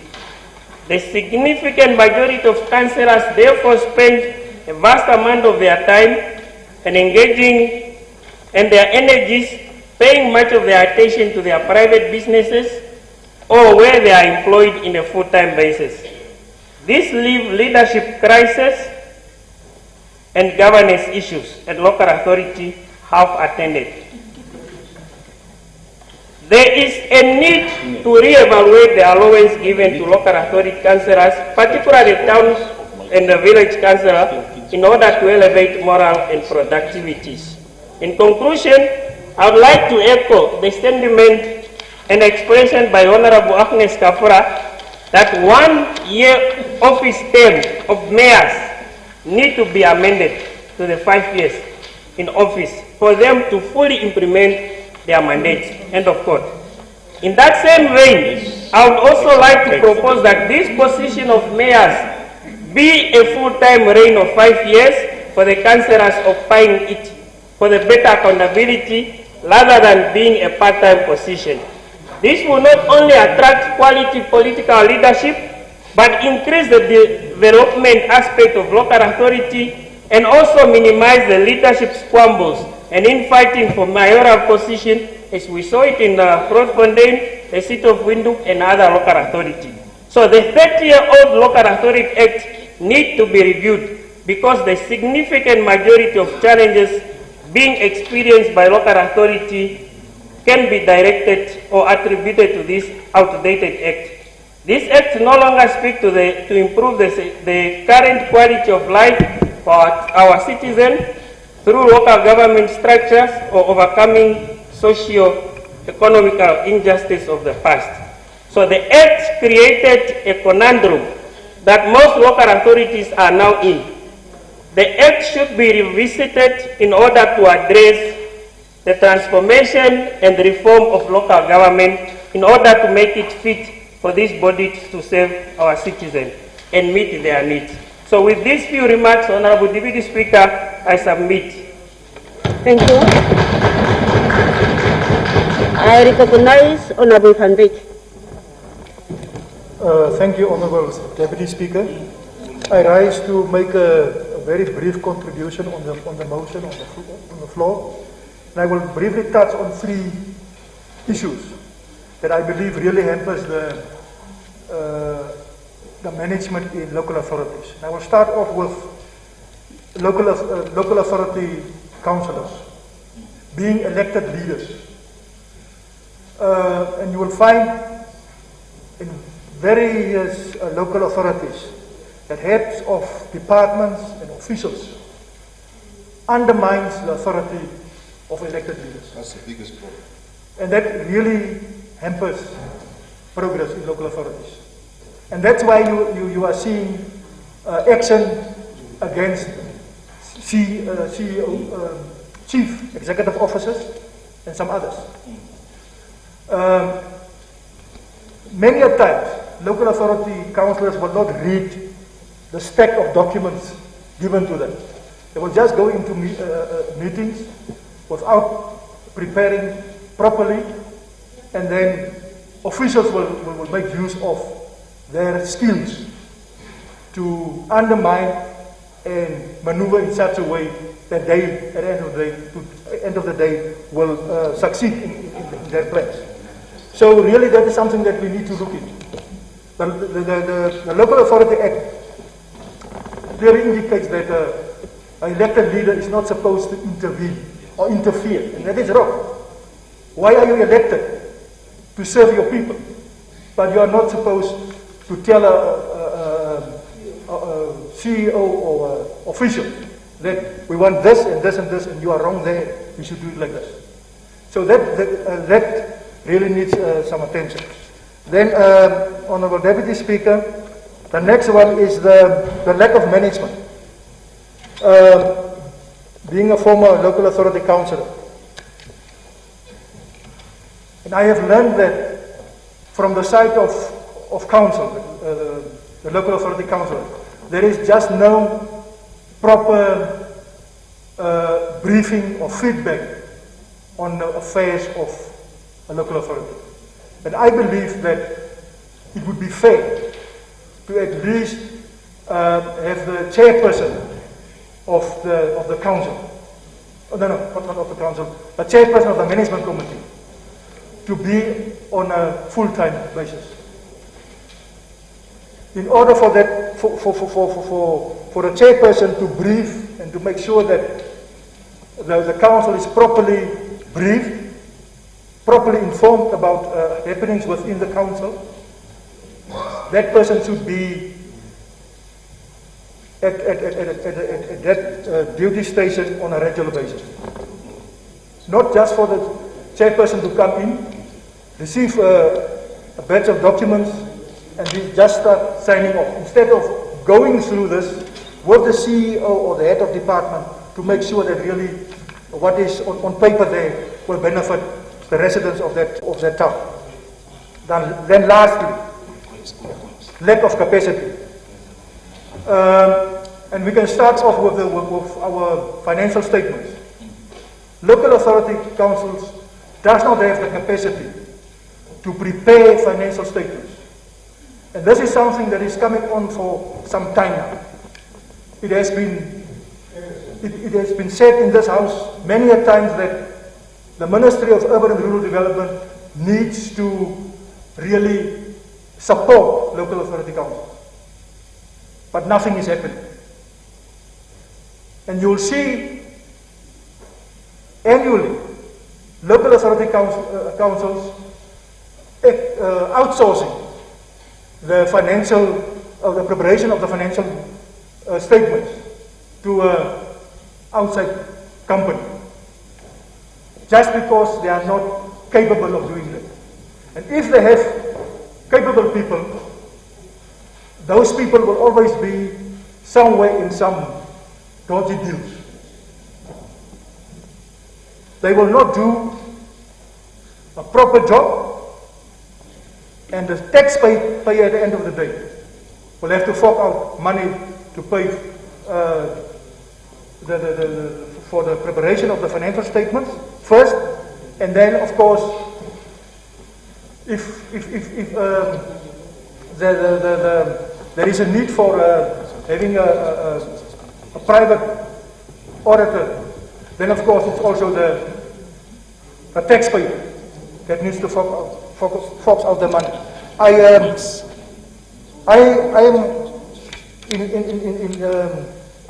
I believe that local authority council should be managed on business principles.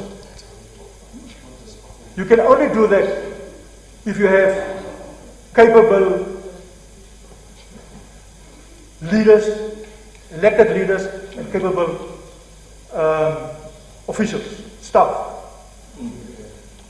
Only equip these people if the ministry responsible for them is prepared to do more.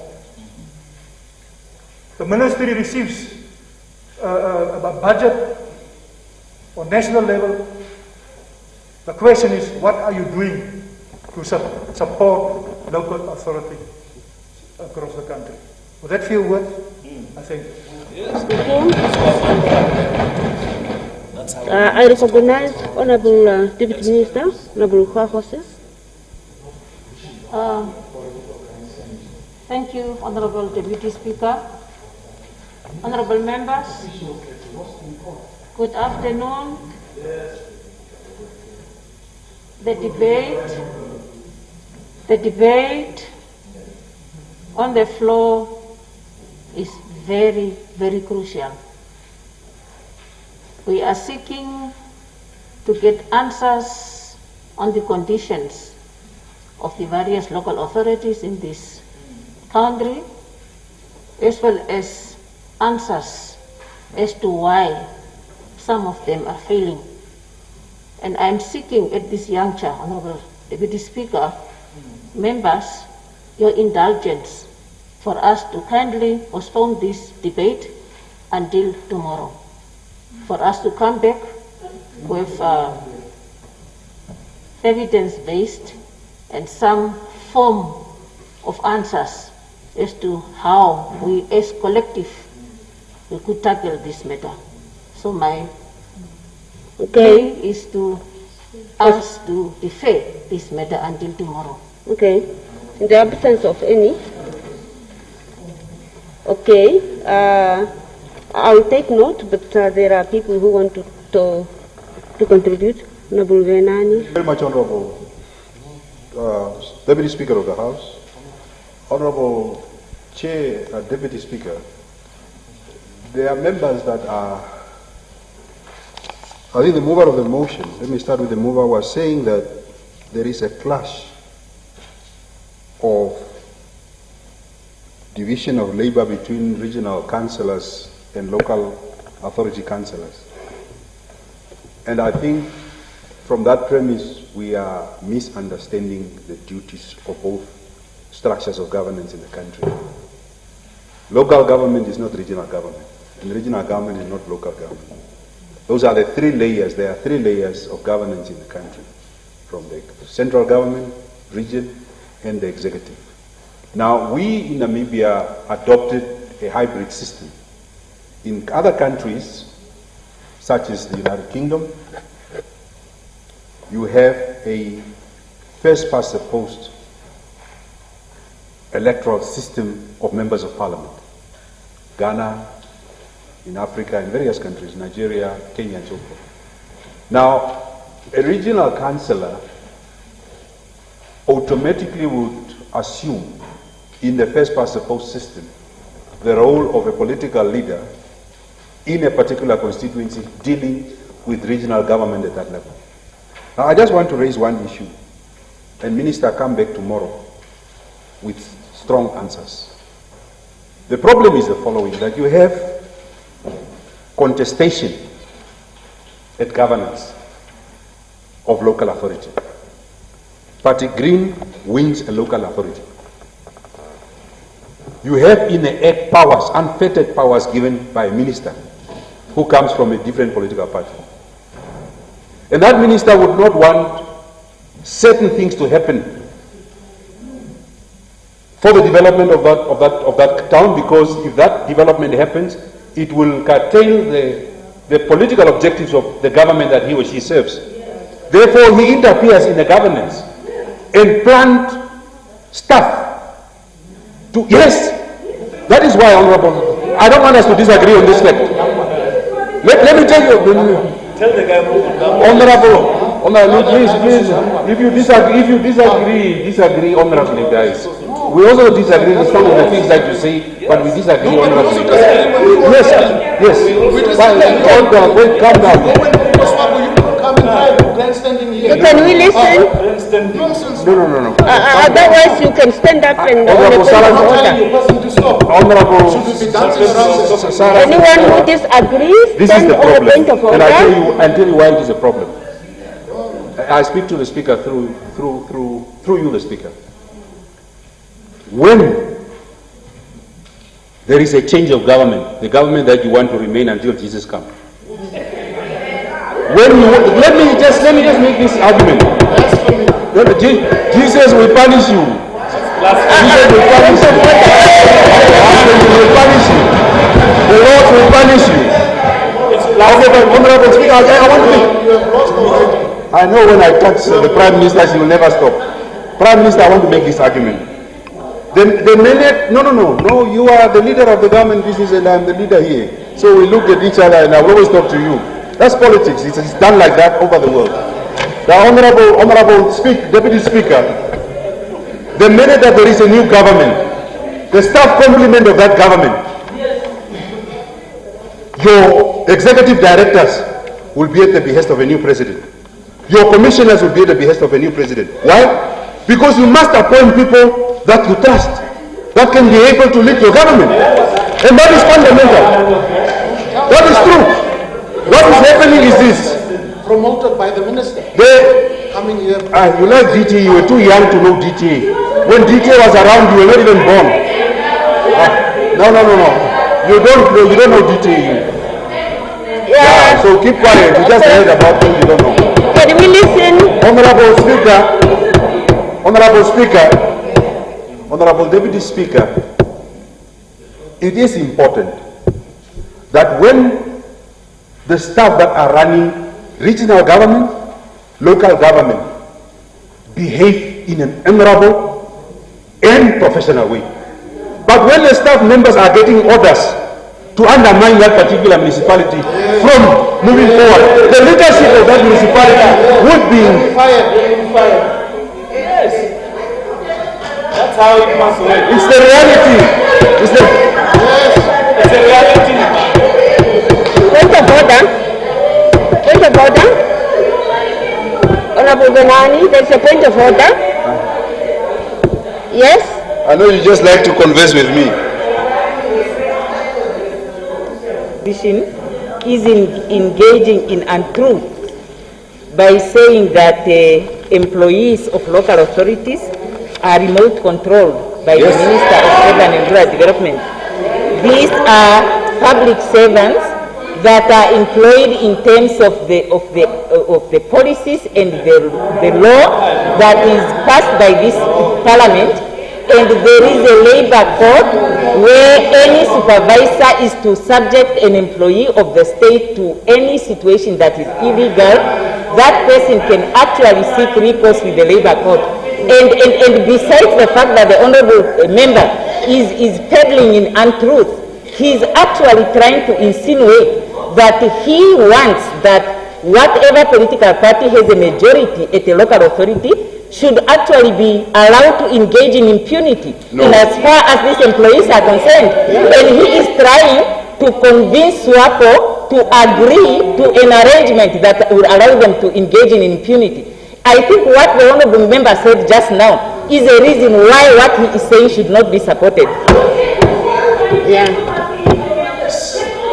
Honorable Deputy Speaker, the Honorable Lady is the one in her office printing SWAPO manifestos and SWAPO Congress documents. SWAPO Congress documents in her own office. When SWAPO is having a Congress, they are printing their documents from your office. Facts, not fiction. And that is why we are saying staff must be professional. Staff must not be influenced politically. And the very reason, how did it happen that the office of the Prime Minister would print SWAPO documents, SWAPO Congress documents in Namibia? It's because your staff are unprofessional. It's because your staff are unprofessional. And I'm heading to a point where I'm saying staff members must act professionally. Staff members in municipality that are run by the opposition. Look, the first time that the opposition has gained a number of local authority, and I'll give you an example. In Zimbabwe, a whole president in the name of Mnangagwa says, make sure, it's a statement, make sure that the local authority fails because ZANU-PF must win election. That's Zimbabwe. In Namibia,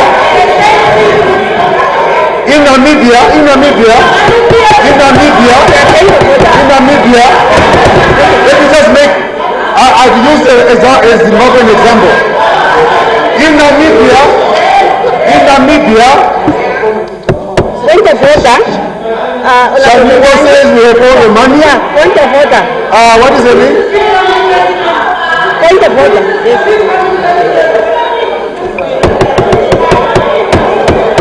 Can we listen? Can we listen, please? Yes. Deputy Speaker, I hope the rules of the House have not changed. And here now there are allegations mentioning a head of state of another country, not here to defend himself. So I really, Deputy Speaker, we cannot allow this to happen here, whereby a head of state Which rule is that? is mentioned There is and no such is rule. not here to defend himself. Can that There be is no allowed? such a rule. It should not be allowed, Honorable Deputy Speaker. And you need the ruling here so that it can follow it today and in the future.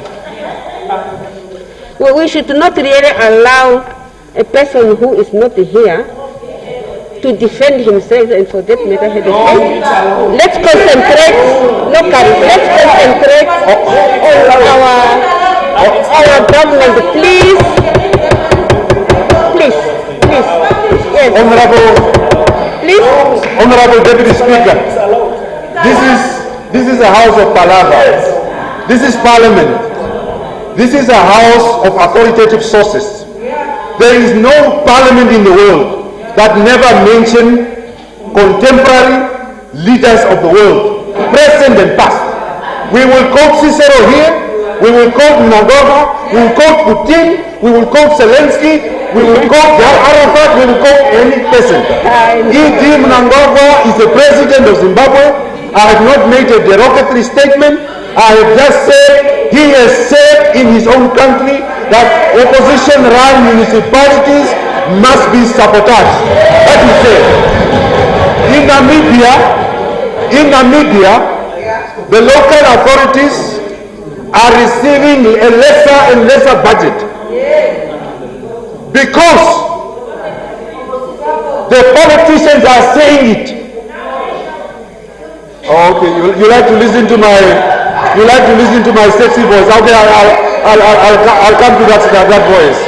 I'll go to that gentleman voice. I know. Sorry for raising my voice. Deputy Speaker, in Namibia, we are arguing and says, what are the opposition already doing? Well, they are already failing. Ministers are saying these things. Firing each other is not a new thing. Do you know that you fired? Must I mention the people that you fired? Must I mention the people that you fired? But all I'm trying to say is let's agree that the policy of decentralization in this country is something that the ruling party is paying a lip service to it. You have adopted a policy that you are not politically ready to deliver on. That is why you are saying, that is why you are saying this is a central government. There is decentralization, but there is a central government. The minute that you say you want to devolve power, you must devolve power. That is why you had to go back. Sarah Wongera leading that back. I was with her in that meeting. Amending the constitution, allowing unelected governors to run regions. Denying the regional government structure to be run by democratic order as it is envisaged in the constitution. The president had to impose, go and impose regional government, no dialogue. Sit down. No. She want to have a point of order still? Apparently, a whole president of the country and the government argues the people in the region are my representative. Tomorrow the president will start saying the mayor in the cities are also my representative, because that's the efforts of the central government. When you say you want to devolve power, governors ought to be elected directly for them to have power in governing those regions. Now you have a political appointee in a region where he doesn't have any political power. Where does this person derive his power from? A federal system works differently. South Africa is also not a federal system. But when you have a regional governor or a premier, that person has power. Not these premiers that you fire at will. A person must get mandate from somewhere. Because I like to talk, that's my job. That's my job. That's why I'm paid for. Is to talk and to talk sense. Yes. Now all I'm saying is this, honorable colleagues, yes, we are colleagues. You can deny that we are not, we might not be comrades, but we are colleagues. We work together. We are colleagues. You are denying simple facts. The minute that I say I'm Benani, you still deny I'm not Benani. You are saying I'm not Benani. That's the lady that is saying. Now, colleagues, now I want to give something to your credit. The other day you were not here. You asked the president a very sharp question. I thought I was the only sharp politician. I said it in your absence. But the issue that he raised is very fundamental. And I want to conclude by it. How do we explain? The president could not answer it, he will also not answer it, because there is a political motive behind it. What? So when we are devolving and giving powers to municipalities, we must make sure that it is the people that we prepare to serve. We can't say because I have lost a poor, because I have lost a maruru, therefore give them little money so that they fail. Because what you are doing, what you are doing is, this is not what I am saying, it is what SWAPO has been saying on record. When you say we have all the money, when the minister says we have all the money, what does it mean? Point of order, Honorable Benani. Point of order. I will not allow this lady to bully me. Honorable Benani.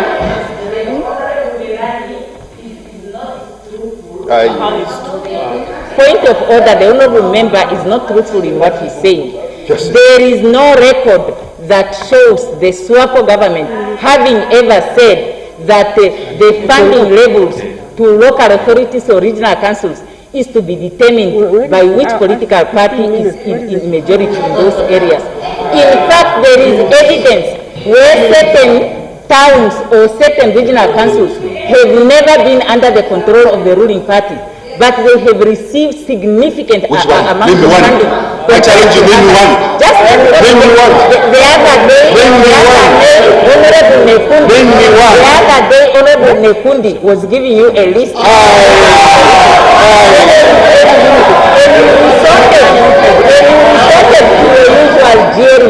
We are serious as a governing party in wanting to bring development to all our people. I think what the honorable member is doing is an attempt to politically incite the Namibian people, but the Namibian people know better. He realizes that he is not able to receive them out there during the campaign, and he wants to take the platform of others to do so. And that is highly inappropriate. Honorable Speaker, this honorable lady is confusing this house. I will tell you towns that were villages 15, 20 years ago. And I'll tell you towns that were towns 20, 35 years ago. That were already towns, and I'll give you the developmental trajectory of those towns. It shows that money is sent to political areas. Yes. Don't deny that. Fix it. It's a problem that exists. Fix it. Fix that problem. We cannot develop a country. Go to Katima Mulilo. Go to Rundu and see their roads. 32 years after independence. These towns got only traffic lights 3 years ago. 35 years after independence. So raise the bar of leadership and make sure that you give money to everyone. Scandalous. These are so strongholds. But they are strongholds of so that you are mishandling deliberately because you think it's not your village. Yes, you are promoting your villages. Utamanzi was a village. Is it not a piece? Point of order. Yes, you may. Honorable Benani, do you know? Compare Utape and Wakakarara today. Compare Utape and Wakakarara today. Honorable Benani, do you know that Malta here was a town council? After SWAPO took over the country, it became a village council. Yeah. Betani was a town council. After SWAPO took over, it became a village council. Are you aware of this? And what could be the reasons for this situation?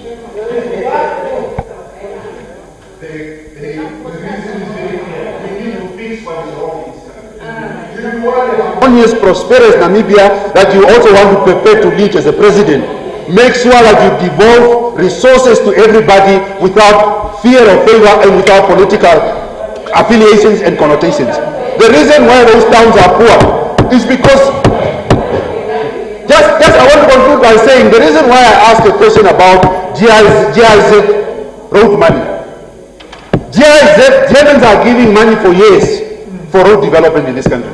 But the areas of those that were humiliated by the Germans do not have roads today, 32 years after independence. Let's fix the country. The list of projects is your village is having a dirt road.